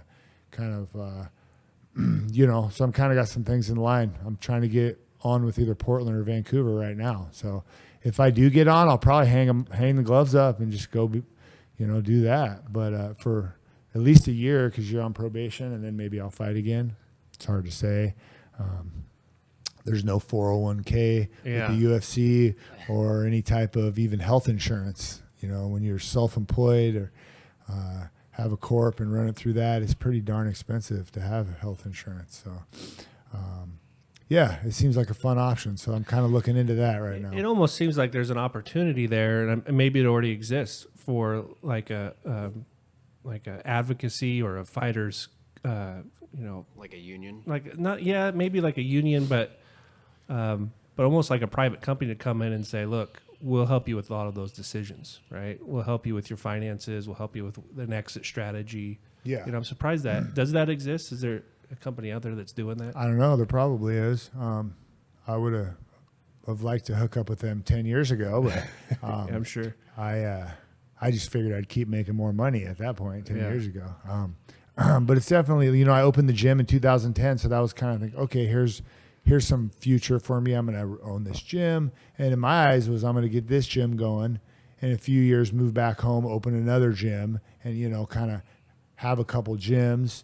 I have a few rental houses, so I was going to, maybe get a little more real estate going. But I just haven't made the money to be able to really invest. I've never made like, $1 million in a fight that I could really have real money to work with. I've had a couple really good years, but then I've had some years where I was out. So, like I said, I got a few investments, but not as many as I'd like to have had. I should have seeked out more advice, probably financially. Stock market kicked my ass a little bit in 2006, which was like the worst time. Kicked the whole country's ass. Yeah. So I thought it was the right thing to do, put a bunch of money in the stock market, and I got a bad taste for that. Yeah. You mentioned before we started about possibly starting your own podcast. Is that something you're interested into? Yeah. Me and my buddy Brandon have been talking a lot about it. Hitting up our good friend Chael Sonnen and some different people who have podcasts. It seems like something kind of fun to do. I like to talk sometimes, and I feel like I have a lot of knowledge about the sport. And I got some good stories, and just I like to BS about sports in general. This stuff's kind of fun to sit around and just BS about whatever we want to BS about. It's such a cool time right now, right? Because podcasts are becoming more popular. We were just talking with our last guest, Elton, about how you take like Sean Hannity on Fox News, where he'll get like 4 million views a night, but then you have somebody like Joe Rogan who gets 9 million views. It has nobody controlling what he says or what he does. And so there's like this revolution going on now where you can start a podcast and say whatever's on your mind and have it be unfiltered. And I think that's why podcasts are blowing up. I listened to some Black Sabbath on the way to work. Yeah, go for it. Listen to some Black Sabbath on the way to work this morning, and it felt weird to listen to music because I haven't listened to music in my truck for a long time. Because if I'm in the truck, there's a podcast on, right? I need to be better at that. Listening to podcasts while I'm driving. I do it sometimes, but I just like listen to music still most of the time. But there's some great podcasts out there, and I never have the time to listen to them, and that would be the time, is because I drive a lot back and forth from training, Portland to Vancouver. So I need to do more of that. All right, can I ask you some stupid questions Sure. just from a fan? Okay. So how much control do you have over your walkout music? You can pick whatever song you want, pretty much. I've gotten turned down a couple of times because What did you get turned down? there's a band called Floater. They're a local band, right? I don't know if you know. Rob is supposed to come on the podcast, but What? his manager's being difficult. Dude, they're awesome. So we used to always go to their shows, like the Crystal Ballroom and all these places. Me and my pals from when I was a kid, you know what I mean? Before I even ever started training, so I can kind of relate. I wore a Floater shirt on the last podcast. What? Yeah. No way. That's crazy. A lot of people have no clue who they are, right? So we still go to shows. Like they're coming to Portland, I think May 18th, the night I fight. My buddy's like, I got us tickets. I'm like, Oh, no fighting way. that night, dude. Or maybe that's a different show, but he's talking That's about a going to couple be... shows. No, it is May 18th is when they're coming to town. Right. So I'm going to miss that. I'm bummed a little bit, but... Well, I'll probably miss it too. I think I'm going to watch it fight. So, you know, they turned down one of Floater's song, Cinema, because it comes out, it's like too hard. It's like, lick the open wound. Oh, dude, that's lick it, perfect. right? And it's like, what? Like, yes, Dana White is the one who turned it down. He said it was too hard or something, I guess. Too hard? Maybe it was a copyright thing. I don't know, Dude, but that's the what I was perfect told. walkout song. Since they've always been kind of like anti-mainstream, maybe Yeah. they don't have the rights to play Floater's music. I don't know. Well, we'll have to have Rob on to talk about it. Yeah, tell him I want to come out, man. I was trying to come out to like Danny Boy or something, you know, have some fun. But Have you heard their new album? I think I have. Really freaking good. Rainier Fog. Is that the new album? I think it is. I got it. Something No, like that. that's somebody Look it else. up. What's the new Floater album? All right, let's see here. So what else did they turn down? What else did they turn down? You know, they'll turn down like rap music if it's got too many swear words and stuff, or any music if it's got too much cussing in it. I think it was just like some hardcore stuff that they turned down. Like I've came Go out to their to, site, yeah. I've came out to some rap. You know, came out to Dead Prez a couple of times, and they're kind of dirty, you know, the Yeah. stuff they say, but they got some pretty awesome songs. I can't remember what else they turned down. You know, I came out to Pantera my last fight though. I saw that. Yeah. Forgot the name of the song. But I thought they were going to turn that down, and they let that go. I tried to come out to the Hulk Hogan song, "I Am a Real American." I Yeah. forgot what it's called. When I was fighting this Russian guy, and I think it was just a mix-up. But I was set to come out to that song and got approved. And when I came out, they played my old song from the time before. So I don't know if it got ixnayed at the last minute or if it was just a mistake by whoever Dude, does that. That would have been perfect if It you would fight a have been, Russian. yeah, it would have been perfect, right? So I know Chael did that. Me and him fought in Japan together. We were super young. He came out to that song in Japan. That was pretty fun. You know what I mean? How did the crowd take it? I don't remember. I'm sure we got a reaction out of him. The Thief. That's what it's called. Oh yeah, 2018. pretty I'm good. sure I've heard some songs off of it because a couple of my pals are always jamming it, but not songs that I have like memorized, like the old school stuff. That's crazy that they thought that was too hard because I'm a big music fan, and I think about that all the time. If I were to fight, what would be my walkout song? Do you know Cavalier Conspiracy?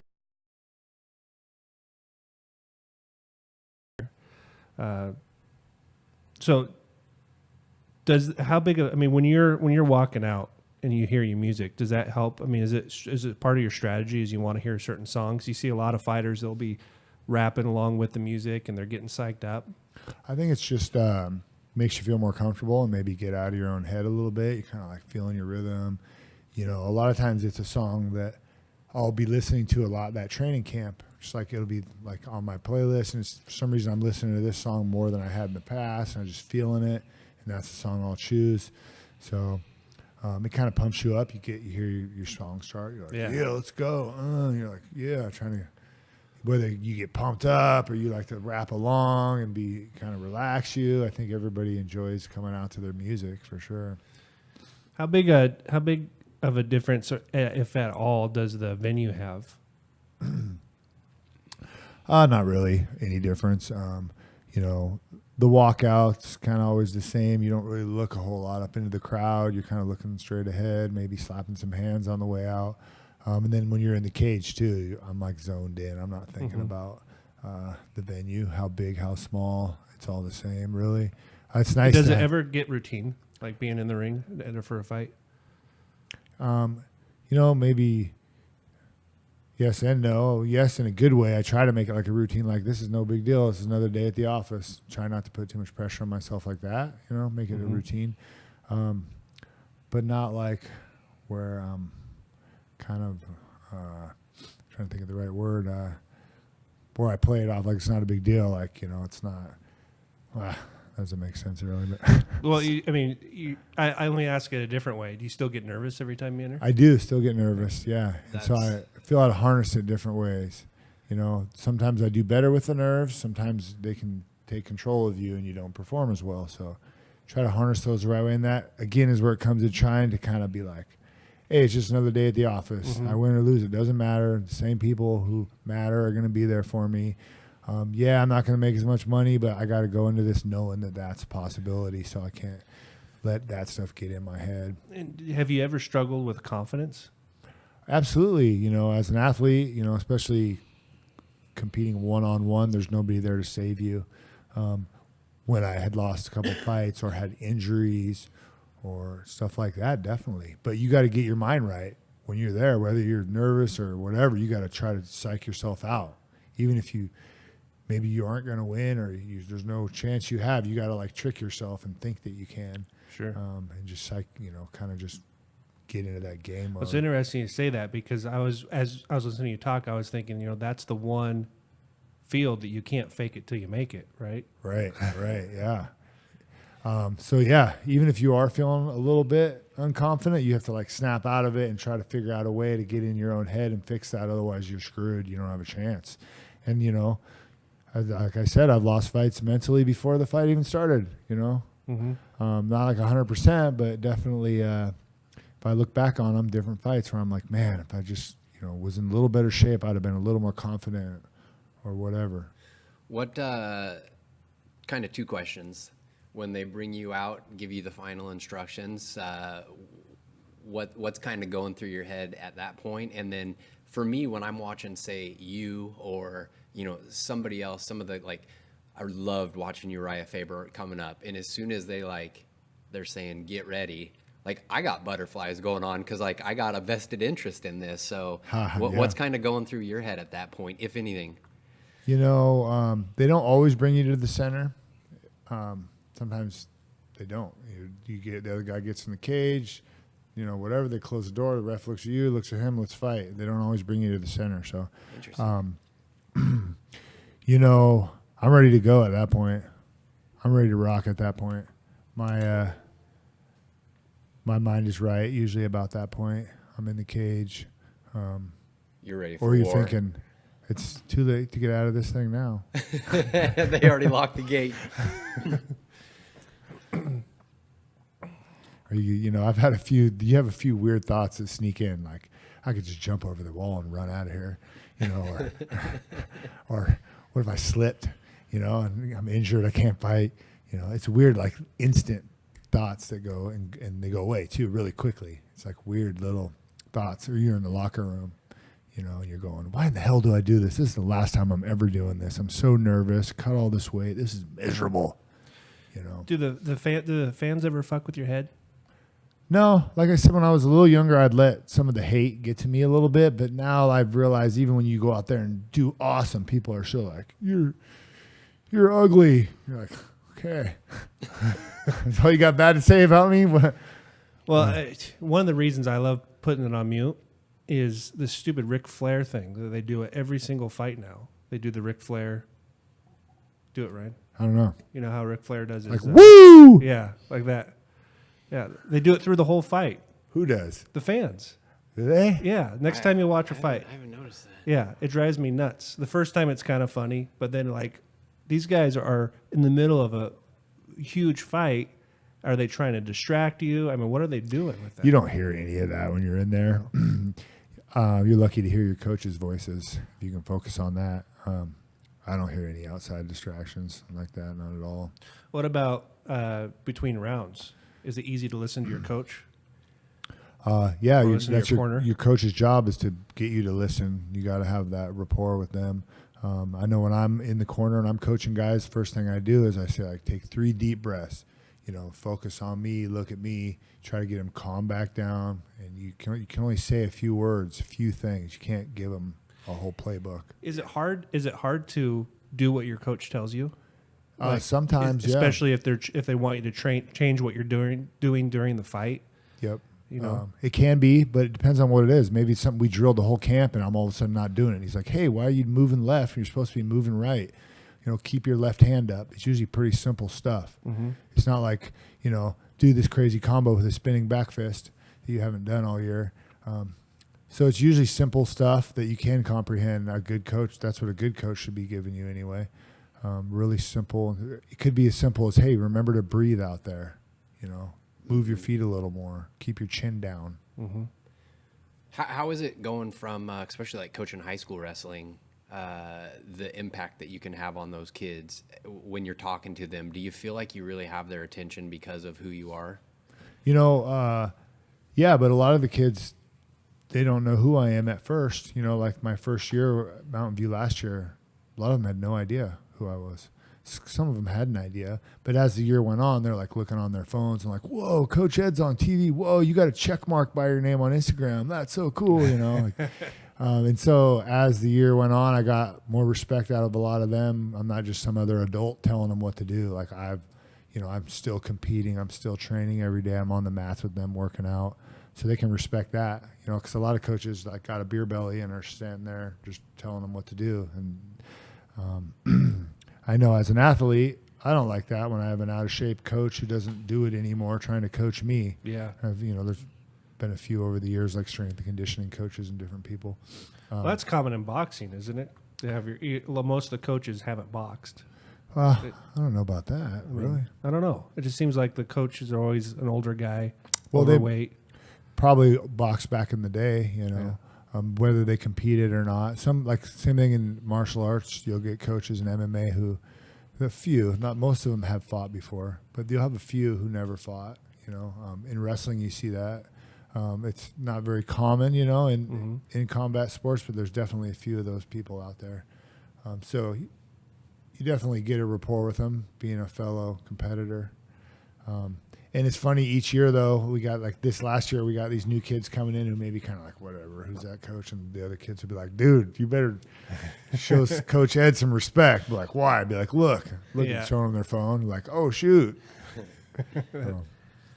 Well, I go ahead, Red. Oh, I was just going to say it carried a lot of weight for me because I chose my college based on my coach. I was a decathlete in track and field, and my coach had just gotten back from the Sydney Olympics for decathlon. So I was like actively every day training with a world champion. I mean, like, top 15 in the world. And so like the weight that carried that, hey, whatever he's doing today, that's what I'm doing. I just had no negative thoughts about, what my coach was telling me to do. I was like, that's what I'm doing today. Absolutely. That's where I was like with Randy, I'm like, you're the world champ. I'm going to do what you're doing, basically. So I think that's huge for any athlete when their coach is still competing or competed at the highest level. Brings a lot of weight. Well, and just because you were a world champion doesn't mean you're going to be a good coach, right? That's true. Some of the guys who weren't very good or, just mediocre wrestlers or mediocre boxers or never even turned pro as a boxer, are some of the best coaches. Well, and they said that about Michael Jordan, is that he wasn't a good coach because he couldn't understand people that didn't have the gift that he had. Right. Right. I struggle with that sometimes. Maybe not the gift, but the heart that I have is like my natural instincts. Like, how do you just give up? I don't understand that. It's not in my DNA. So I struggle with that. Maybe not the athleticism part, because again, I'm not like the most athletic person. But I have heart and just a thing you can't teach, some of that will to win. And when I don't see other people have that, that's probably what I struggle with the most as a coach. Yeah, you can't teach it. Yeah, see when someone put in all the work, you put all the work, and then they go out there and lay an egg, and you're like, I'm just confused. Like, how does that happen? I don't understand. How do I get him through that? Yeah, so that's where some mental training can come in. Some people you can help them with, You know, as an athlete, mental training is super important. There's a lot of different techniques and different things you can do, but yeah, I struggle with that for sure. Because it's similar in our industry with the coaches. You have some coaches that are coaches because they couldn't make it just doing their own business, and you see that. But then you see coaches that are at their peak of their career and they're coaching. And when you can get one of those, I mean, Yeah, absolutely. yeah. You guys are in like the mortgage business, is that correct? Yeah, we do mortgage financing. So, Okay. so it's very much an entrepreneurial deal in our industry. You know, 100% commission. There's no limit to your success. So you have people at all different stages in their career that you're working alongside. And for me, coaching's been a big deal and really helped me with my career. But I've had a few different coaches, and they all had different styles. But it just comes back to who can make me stick with the basics, you know, because for me, I like to get fancy. And I'm always looking for that new idea or outside the box. And I'll go down a rabbit hole chasing some social media idea, or let's do videos, or let's do something like this. So to have a coach come back and say, that's all great, but you need to stick to the basics and do X, Y, Z every day. You know, just because you're going out and doing something that's fun, you're never going to get there unless you're doing the basics. Yeah. So when I'm interviewing coaches or getting a different coach, I look for somebody that's going to push me on the basics. So. And you're in the same business, Ryan? Yeah. Okay. Yep. How long have you guys been doing mortgage stuff, or I don't know? About the same. I got in 04. Yeah, and I got in 05, so Yeah. 14, Nice. 15 years. Yeah. So yeah, when you're talking about your stock investments in 06, we understand. Yeah. Yeah, one thing that I think is cool about you and your career is just the longevity of it. There's a lot of fighters that, you know, even when you first started fighting, like coming out of, you know, the Ultimate Fighter 3, they're long gone. They're nowhere to be found. And so your record, you have 38 fights under your belt, I think. That's what your Wikipedia. 38, Right, 23 wins, 14 losses, 1 no contest. Yeah, and then a handful of amateur fights. I don't know if those are on there too, but Yeah. But that's a lot of professional fights. you know, and almost all of the losses are in the UFC against the best guys in the world. So, Sure. you know, it's kind of sad because at one point I had like a super good record, and like as years go by, it's like, you know, it's not going to be as good when I retire. But the legacy of some fighters, you know, isn't off their career. Look at Randy Couture. Like everybody remembers him as being the best, but his record, he's like 15-9 or something. You know. Well, I mean, from a fan's perspective, we just want good matchups and good fights. And it's like what you did before isn't that important once that bell rings to a fan, at least for me. Right. But you know, like boxing, if you think about boxing, like guys are, you know, 35-0, they get a couple losses, that's it. Really, like Yeah, I no never one thought even about cares that. about them again. You know, if you really think about the way boxing, but boxers also, they pad their records a lot more than we do as MMA fighters. Like if you look at my amateur and my career before I got in the UFC, almost every one of the guys I fought eventually got in the UFC. So like everybody I fought was, you know, super notch, tough. yeah. I didn't get, you know, maybe 1 or 2 guys who weren't very good or something in the beginning, but there's like it's crazy, man. There's not a lot of padding the record in MMA. Well, and I like that what you talked about with boxing just now, because somebody like Floyd Mayweather, I don't think could ever make it in the UFC fighting the way he does. Very defensive fighter, and there are good defensive fighters in the UFC that are fun to watch. But, you know, the fight has to be exciting in the UFC. And it seems like in boxing, you can get away with being a defensive fighter and not being super exciting. Because, to be honest, I don't really like watching the Mayweather fights. They're not exciting to me. Yeah, me either. It's boring to me. Like especially the way I fight, I go out there to finish fights. I go out there to win. I'm not trying to outpoint you, right? So look at the old like Hagler-Hearns fights in boxing. That's the kind of stuff where they're out there trying to kill each other, trying to knock each other's heads off. Yeah. You know, that's what people want to see, man. Let's throw down. I know there's a lot of money online, but, you know, get out there and fight. Yeah, and they're you know, I mean, the scoring is a hot thing right now, right? With the way the scoring works and the judging, and there's nothing worse than seeing a fight go to like a split decision as a fan, you know, because you want to see who the winner was. Yeah, I mean, I lost my last fight split decision, and I think I got screwed. You know what I mean? But you say don't leave it to the judges, but obviously I'm trying to finish fights. People know that. And it sucks. There's some bad calls out there. There's not a lot of criteria for Do you these think judges. it's going to change? Do you think they're going to change the way fights are judged? I mean, I think the judges are getting more and more experienced. For a long time, it's like the judges are this old kickboxing guy, this old boxing guy, and this guy who, has been around the sport a long time or something. You're not getting like, if you start to get more MMA, ex-MMA fighters as judges, I think that'll help a lot. So it's weird, man. Is it Dan? Who's the guy in FCFF that judges sometimes in the UFC? Bald guy. Dave Hagen. Dave Hagen, yeah. Mm-hmm. Yep. I've seen him judge, and I'm like, oh, that's perfect, right? He's trained, he's fought, he's been in the game, but he's a kickboxing guy originally. So you still get those guys who are kind of like, ooh, that guy did land all those kicks. I'm gonna give him the round. Which not that that's a bad thing, but so it's good to have a mix. Like maybe you got an ex-wrestler who's gonna be thinking, oh man, he got all those takedowns.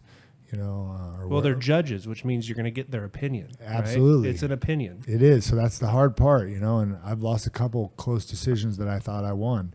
And it makes a huge difference financially.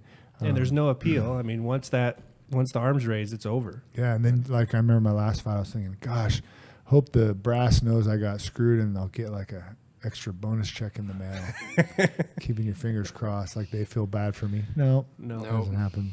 No. Yeah, that's unfortunate, right? That's why with my new contract, I'm going to try to get a flat rate instead of this show and win money because they know I'm going to go out there and lay it all on the line. Really am.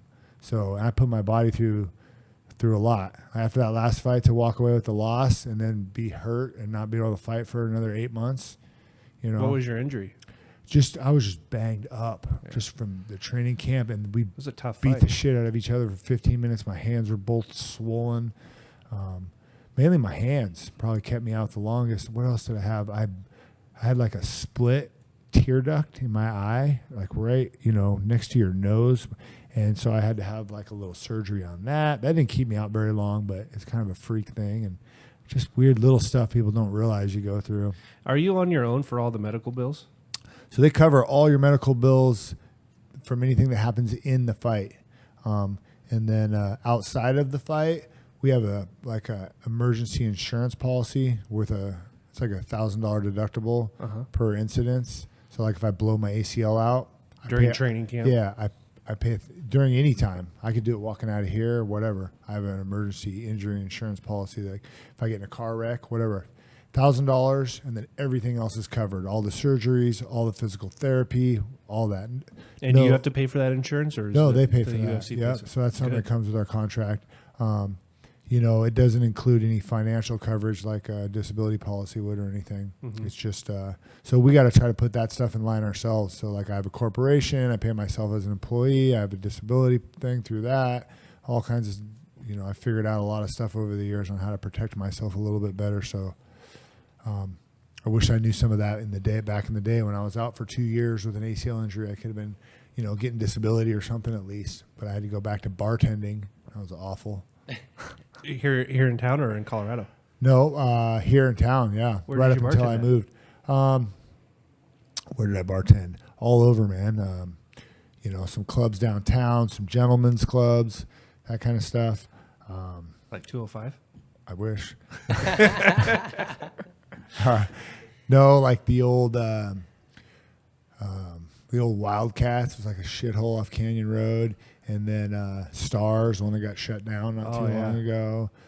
Gosh, I can't even remember. I was kind of all over the place. I was bartending at McFadden's. Remember the old McFadden's? Yeah. So, and then I did that too. Like before I got in the UFC, I started bouncing and bartending, which was a good gig when I was single and 23. But then once I was kind of 30 something, and I had to do it again. It wasn't near as fun. You know what I mean? I just wasn't in the same place in my life. So, did you guys hear about that guy that died at 205 a year or two ago? He came out of 205 all drunk, and then climbed up in the dumpster and fell asleep, and then the dump truck came and crushed him. No, that's crazy. That was right outside at 205. Man, I didn't hear about that. That's it was crazy. like 2 years ago. It was in the national news. Yeah. That's crazy. Yeah. Well, dude, I appreciate you coming on and letting us pick your brain, man. Yeah, it's good, man. Normally, for me, this is the first one we've done. I think we're about 35 of these in, where it felt more like an interview. But I mean, from a fan to be able to sit down with a fighter as accomplished as yourself and ask them all the silly questions like, how does the walkout music work? It's been a blast doing this. Now, with you guys being financial guys, do you guys have any financial advice for up and coming fighters, guys like myself? I don't know. Got to surround yourself with the right people. I think that you have to, have financial coaches in your life. Build a team of people you can trust. You said you own a couple rental properties. A lot of my clients I've worked with my whole career as they build their portfolio, and I know who their financial advisor is. I know who their insurance agent is, and we communicate, and we're really a team for that person. So, in this industry, it's so easy to find people that are hard to trust.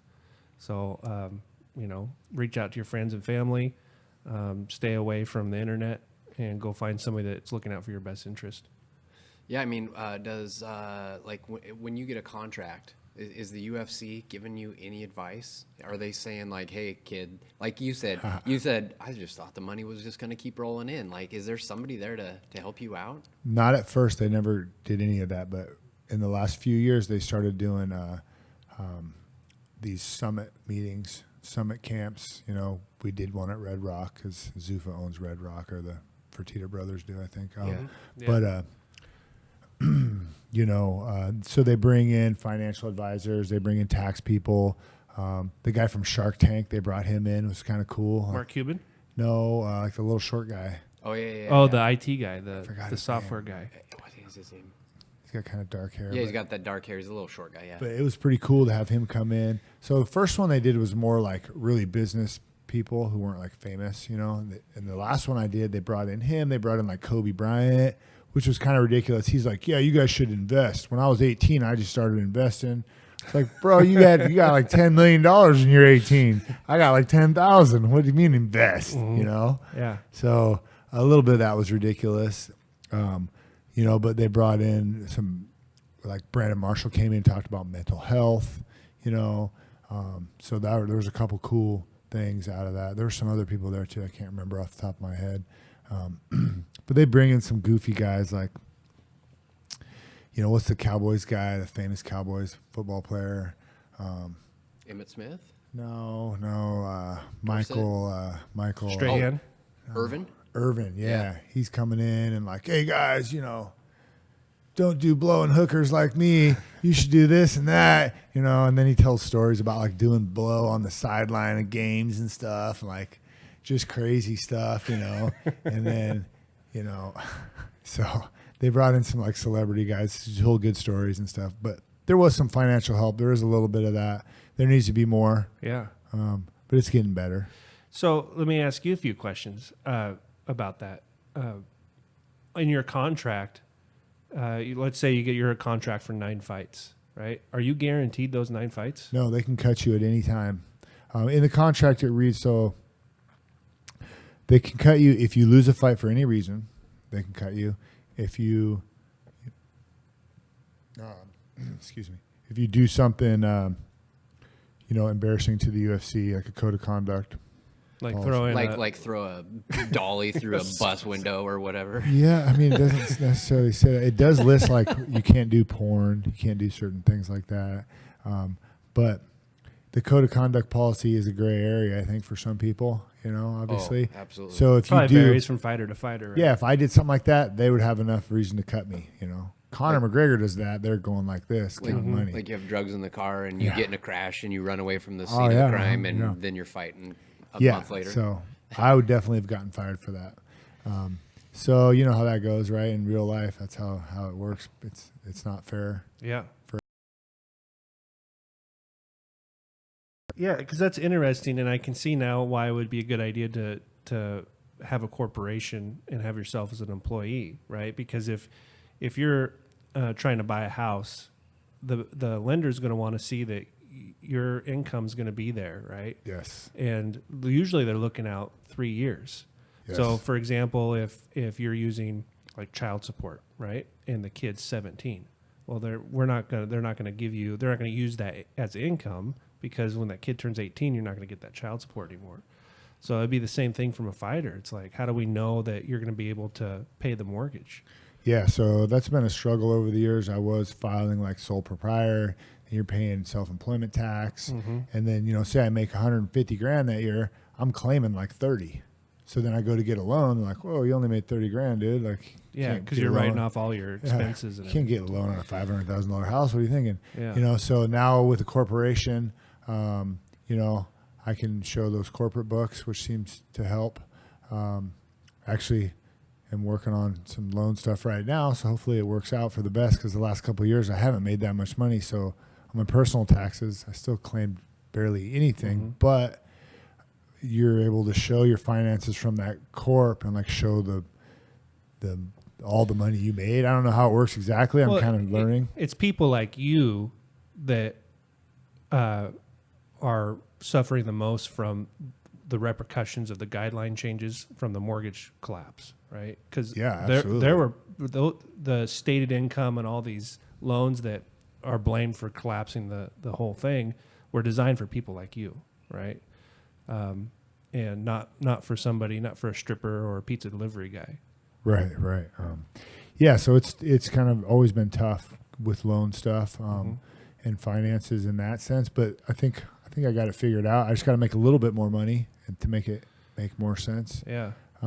Because then, like this last year, I didn't use my corp at all because I didn't fight, So I didn't pay myself through my corp. I actually worked last year for half the year, and then just did my corp for like the last 4 months after I made real money after I fought. So as far as business expenses go, does the UFC pay for like your flight out to the fight and all that stuff, like surrounding the fight? Yeah, so they pay for your flight out there and one corner guy, and they pay for one hotel room for you and your corner man to share. If there's a female fighter, you get 2 hotel rooms, because normally the coaches are males or whatever. If you want extra guys, you got to pay for that. So I usually fly an extra corner or 2 out, get an extra room or 2 for them, and that's all, costs out of my pocket. But again, if you are doing your taxes right, that's, can be right. That's obviously all right off. Business expense. But people don't understand. They say, oh, you made $100,000, but hey, I got to pay, all these different coaches. I got 3 different coaches I'm paying 5%. I got, all these costs for training camp. I got this, I got that. I wasn't making any other money during training camp really, so that's, people don't understand all that goes into that. Well, hopefully the way things are trending continue with the UFC, where there's more money, right? Absolutely. And hopefully this ESPN deal helps a ton. Yeah, I don't see why. We're on ESPN. That's big time, man. That's a real deal. Yeah. I've been going, one of these days we'll be on ESPN, watch this. And people are like, yeah, right, Even the ESPN people probably. Well, what's crazy is the UFC's on ESPN, but a lot of it has to be streamed. Yeah, it's like a new app or some kind of weird the ESPN channel. Plus. Yep. Yeah, what's the deal with that? Yeah, you have to pay $5 a month. But I'll tell you what, did your headphones just go out? My headphones just went out. I'll tell you what, the fight nights have been way better. The cards have been way better on ESPN than before when they were on Fox. Really? Yeah, I think that the fight nights so far have been better than the pay-per-views. Just who's on the cards. I think that's kind of random. You'll have like a bunch of guys you don't know who they are, but then you'll have just great fights. So, but there's been big names on these fight nights. Really? Yeah. Yeah. Well, I don't know if you can pull them up, Ryan, but maybe since it's ESPN, they're kind of coming at it with a different strategy. I think so. And also, you're paying $5 a month to watch them, for the streaming. I paid it. I'm getting billed monthly because I watched that first one. What was it, like 2 months ago or something? Yeah. The very first one. I think was the Nagano. I think that was a fight night. Yeah, That was a free fight. That Nagano. We just talked about it. The last Nagano fight was free. Yeah, I mean that's great. There's going to be I think wasn't there one on actual ESPN channel too? Yeah. So that's pretty cool too, right? I mean, Yeah, the last Cerrone fight, I think he fought the first one that was on ESPN, and it Okay. was weird because you had to watch some of the prelims and stuff on the streaming, and then some on the regular ESPN, and then so you were switching back and forth. I think they've got that figured out. It's either one or the other. okay, good. The cool thing on the ESPN Plus though is you go to it and you can watch all the pre-shows, post-shows, all the fights. It's all there to be streamed. How is it different than the Fight Pass, UFC Fight Pass? You don't have the archives. So like I couldn't go back and watch all of Ed Herman's fights on ESPN like Plus. the Fight Pass, you have all the archive fights. You got different Yeah. shows from different organizations they have on there now. Yeah, and Fight Pass, there were some fight nights that were only on Fight Pass, but they were very few. Yeah. So there's more live shows on that ESPN 3 than there is on Fight Pass. Yeah. Plus, you can watch all the women's basketball on the ESPN Plus. Oh, there you go. Because I was looking, and there's all this. You can, I mean, all So there's sorts. a bunch of of stuff on the ESPN Plus. Yeah, it's not just MMA. Okay. It's all sports. Yeah. And I think that's really where it's going is the streaming. And I got the DAZN, which is a horrible name. DAZN's a streaming app for like a lot of the Bellator fights are going on there now. A lot of the boxing Huh, I is on didn't that know DAZN. DZN or something stupid. So, and a lot of fighters now have something that you didn't have. We're talking going back to that financial advice. Is they have podcasts and they have social media, and there's no reason why you can't get on there and educate yourself where you didn't have that 10 years ago. You didn't have that 5 years ago. But you can get on and listen to people talk about how to set yourself up and do all that. So yeah, there's a lot of great stuff out there. Just some stuff on the radio even. There's a couple guys you can listen to and just get some good advice that everybody needs. And financially, it's another outlet for guys to make a little bit of coin too. If people want to hear you talk. Yeah, or a lot of coin. A lot of coin. Chill does very well with his podcast from what I've heard. I bet. And you wouldn't think that when I was told the number, I can't even remember what it was, but I remember being like, what? Yeah. Holy cow. Because is his podcast on YouTube? See if you can find that, Ryan. I'm pretty sure it is because he does like a live video. And, he's got a bunch of big sponsors, he's actually really good. He reads all the ads himself, and it's hilarious. Like I sat there in one of his podcasts, and man, he's like a natural at it. It's unbelievable. So, it's perfect. We lose internet. Yeah, we're good. All right. We should probably get this wrapped up, anyways, right? Oh, my dad has a question. all right. I love it. We're taking this. I think this is the first time we've had a live a live question. And what I love the most about the UFC is it's the one thing my dad and I do together. I mean, that's our deal. That's cool. Every That's good. pay-per-view, he comes over for fight nights. If it's a good pay-per-view, we'll cook a prime rib. Bringing families together. Yeah, absolutely. Are the fighters going to see any of that extra money? The popular ones. So he said, what does he think about the networks charging monthly subscription fees for non-pay-per-view? I think we just kind of answered that, but Yeah, I don't know. I mean, if it gets more people watching it, Yeah. then awesome. If it gets more people watching, that's what I want, for people to be fans of the sport. And stop enjoy crying, the Dad. Just sport. pay the $5. Yep. Pay the $5, man. Maybe it'll help us out in the long run. So Well, I think ESPN's smart. It's too bad they can't do both. It's too bad you can't have a fight on ESPN and be streaming it at the same time, right? Because Why? then I have a choice, right? But if I don't know about ESPN Plus, or if I don't go on there and pay the $5, I'm going to miss the fight. So you're losing all those fans. You're losing the channel surfers, right? I'm just sitting cruise. Oh, there's a fight. I'm going to watch it. You lose all that. yeah, that's true. And that's why I liked when they were on Fox, is because I knew exactly what the schedule was. I knew, when a fight was going to be on, and I could set my DVR. I haven't figured out if you can DVR any of these fights.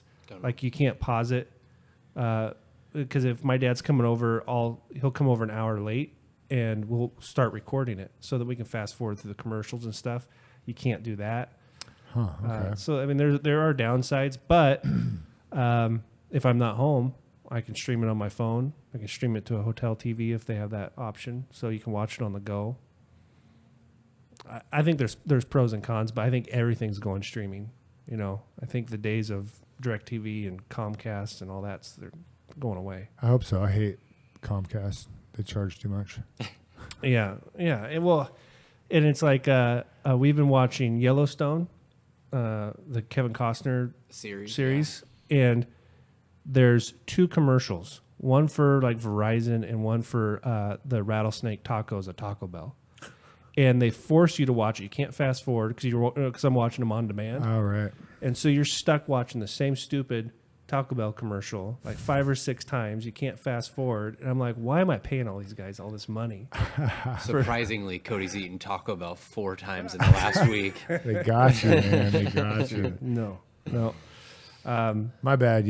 Actually, Comcast isn't that bad. Dish is the one that I don't like because I'm forced to have it where I live out in the country. I can't even have Comcast. Yeah. Well, I would say switch to DirecTV, but they're no better. It's all tough. Yeah. So where do you live out in the country? I live out by Farger Lake area, north of Battleground. Yeah. For the time being, but we're actually going to get ready to sell our house here pretty soon and move back kind of into Vancouver. We're just too busy to live out that far right now, and we don't have time to enjoy the property. Unfortunately, I thought we'd be like out there riding 4-wheelers and having fun, but it's like, let's go weed whack today. Yeah, it's more of a chore. Yeah. Yeah, that's what one of my buddies are like, dude, why are you still in a subdivision? It's like, dude, I go 1,000,000 miles an hour. Yeah, I just don't have the time. I don't want to be in like a tight subdivision, but I'd like to have like an older neighborhood with some trees and a little, like a big yard at least, Some of these new subdivisions, like I want to be able to pee in my backyard without someone calling the cops on me. Sure. So what about outside of MMA? I mean, do you have anything going on? Any hobbies? Or? I used to, but now like my life revolves around my kids, Yeah. So that's kind of my hobby. Like they're playing sports, their activities, school, all that. So it's like anytime I'm with my kids, going to some sporting stuff or helping them with their homework.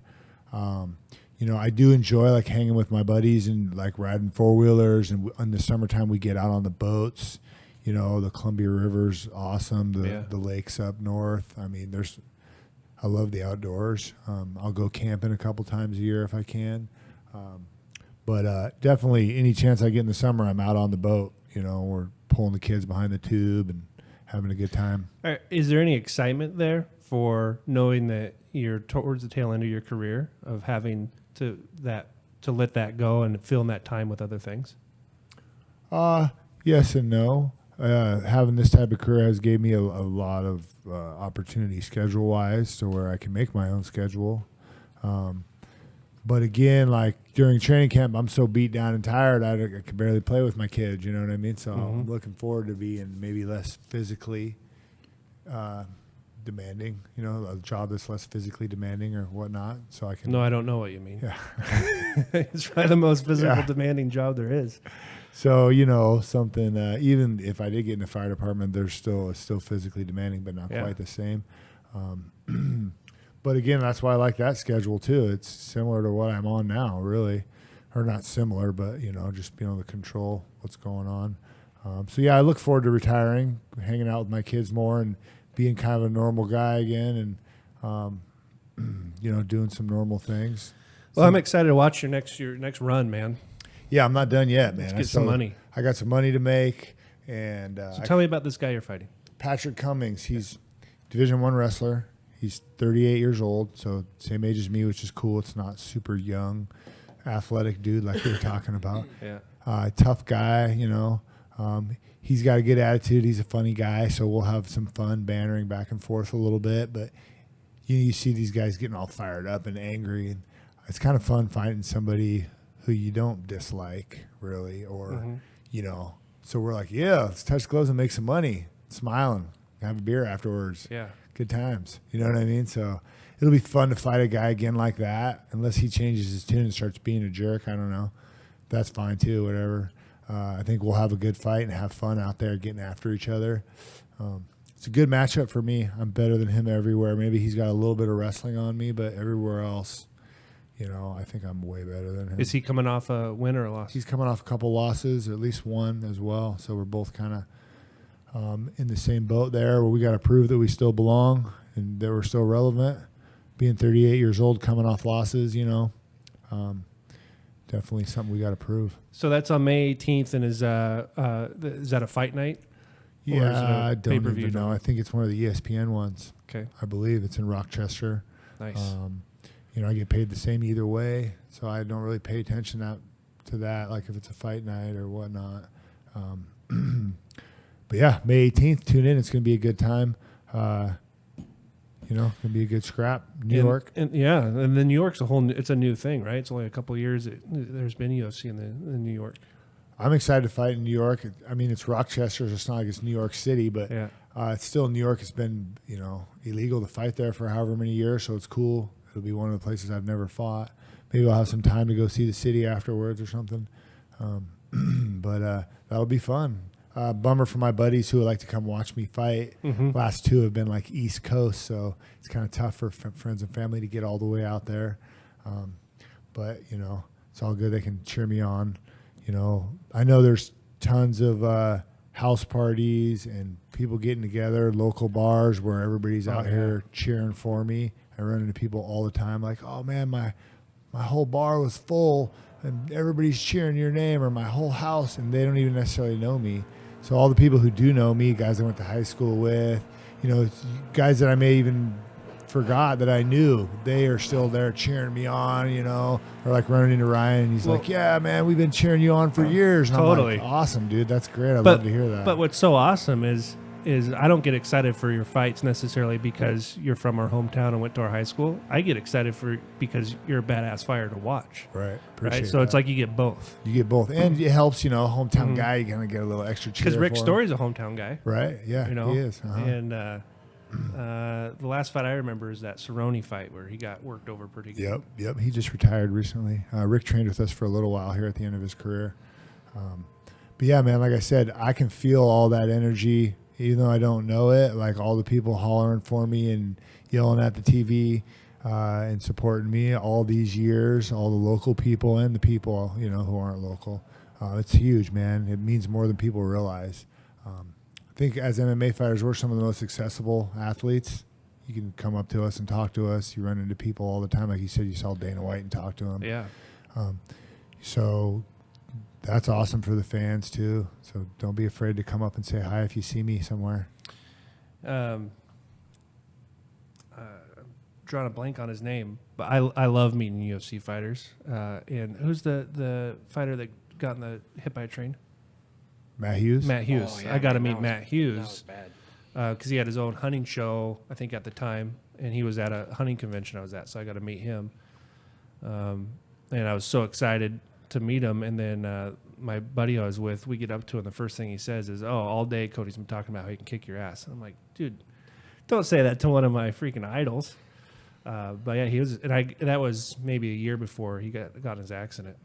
But that's been incredible to watch him come back from that and see him ringside. Yeah, it's pretty sad actually.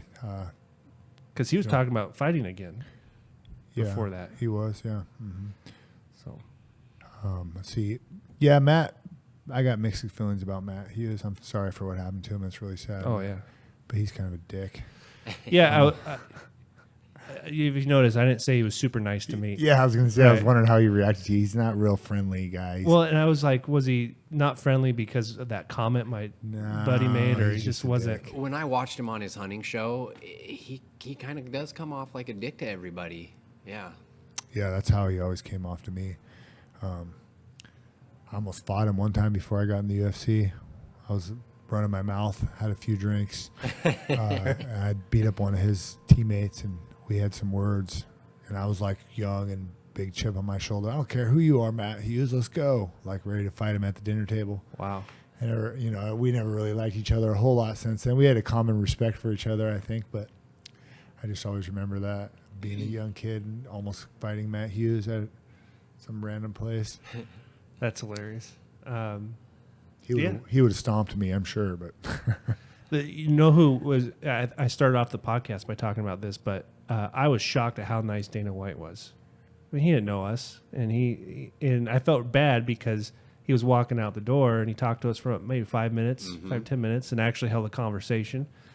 And I felt bad because we were done. I walked away. I turned around. There's just a line behind us. I'm like, right, now yeah. he's going to have to do it, you know. And he got out of there, but just super friendly and took the time to talk to a couple fans. He's a real dude. You know what I mean? Maybe he grew up with some money or something, but he grew up, you know, I think in Boston and spent a lot of time in Vegas. Like, he knows the streets. He's a real dude. He's not some fake ass dude. Yeah. Self-made. Definitely self-made. I mean, his story's awesome. Yeah, I mean, totally self-made. In where he's at, he's, you know, uber rich and super important and has an awesome company that he's helped build. I mean, pretty amazing what he's done for the sport of MMA. For sure. All right, you guys ready to wrap this thing up? Yeah. Can I thank a couple sponsors? You Oh, guys dude, mind? yeah. Plug away, man. Thank all your sponsors. Just again, Garden of Life, always been there for me. Why don't you pull their website up, Garden of Life? Yep, they make amazing supplements. Plug it back in. Vitamins, all kinds of stuff. You know, they do a lot of like vegan and plant-based stuff, which is good for people, and they do some whey protein and stuff as well. But they're just amazing people, man. They've been by me through thick and thin. OMG Meal Prep is a local company out of Portland. They hooked me up with my meal prep, and during fight camp, it's pretty awesome because I've heard about them before. Just take it with me, or I have them in the fridge at the gym. You know, it makes it so much easier. Sometimes I don't eat because I don't have the time to stop and eat. You know, or I didn't pack a lunch. So having that is really awesome. What was that called? That company? OMG Meal Prep. And will they do it for just anybody? Yeah, they do it for anybody. Yeah, they have a couple drop-off spots around town. You know, and the lady who runs it is a local bodybuilder, fitness model, and you know, she's into health and fitness, and you can't ask. She's a trainer and stuff, so I mean, you can't ask for anything more. Yeah. With the knowledge-wise you get. And the food's great too. Some of these meal prep companies, the food's awful. Like I've had a couple of them I've worked with, and their food is awesome. So check them out. Who else, man? Core Elements is a massage and chiropractic guy that I work with, local guy over in Southeast Portland. Super cool guy. Him and his wife have a great little business there. They help me out a ton, so really appreciate them.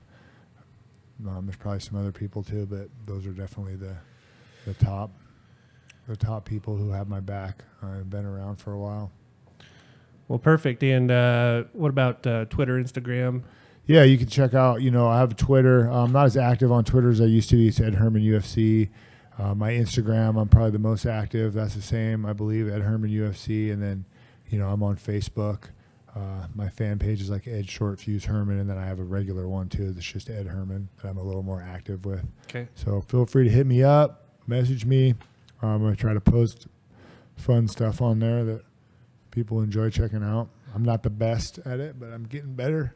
Well, and not to go back to it, but that's one thing that ESPN I think is kind of promising is a lot more of the behind the scenes, right? So, you know, and I don't know if there's money there. Like, what if the UFC does stuff with you behind the scenes where they maybe film your fight camp? Do you get paid for any of that? No, you get paid for none of that, as far as I know. I think it would just help with just visibility. Yeah. So in your contract, you know, that you signed, you have certain media obligations that you have to do, you know, depending on who you are, how much you do of them. Like I don't have a lot to do usually. So not anymore. Back in the day, I did a lot more. And I forgot to mention Healthy Roots hemp products. They're awesome. They make some great CBD stuff that help a lot of athletes stay pain-free and not have to use stronger medications and more addictive medications that different athletes have gotten addicted to over the years. So CBD is a huge thing for a lot of people moving forward. A lot of different ways, you know, sick kids, dogs, all kinds of crazy stuff. Do you wish you would have had that back when you started, the CBD, had access to that? Yeah, I think so. It definitely would have helped a little bit. Again, now that I'm older, I have more aches and pains, so I think I use it more now than I would have back then. I never had any addiction issues with painkillers or anything, thank God, like other athletes have. Yeah. Yeah, they make some great stuff, man. Tinctures, dog treats, bath bomb, You know, They make CBD dog treats. They make CBD dog treats. Yeah. So a lot of people are using CBDs for different issues they have with their dogs, like seizure stuff is probably the biggest Really? one.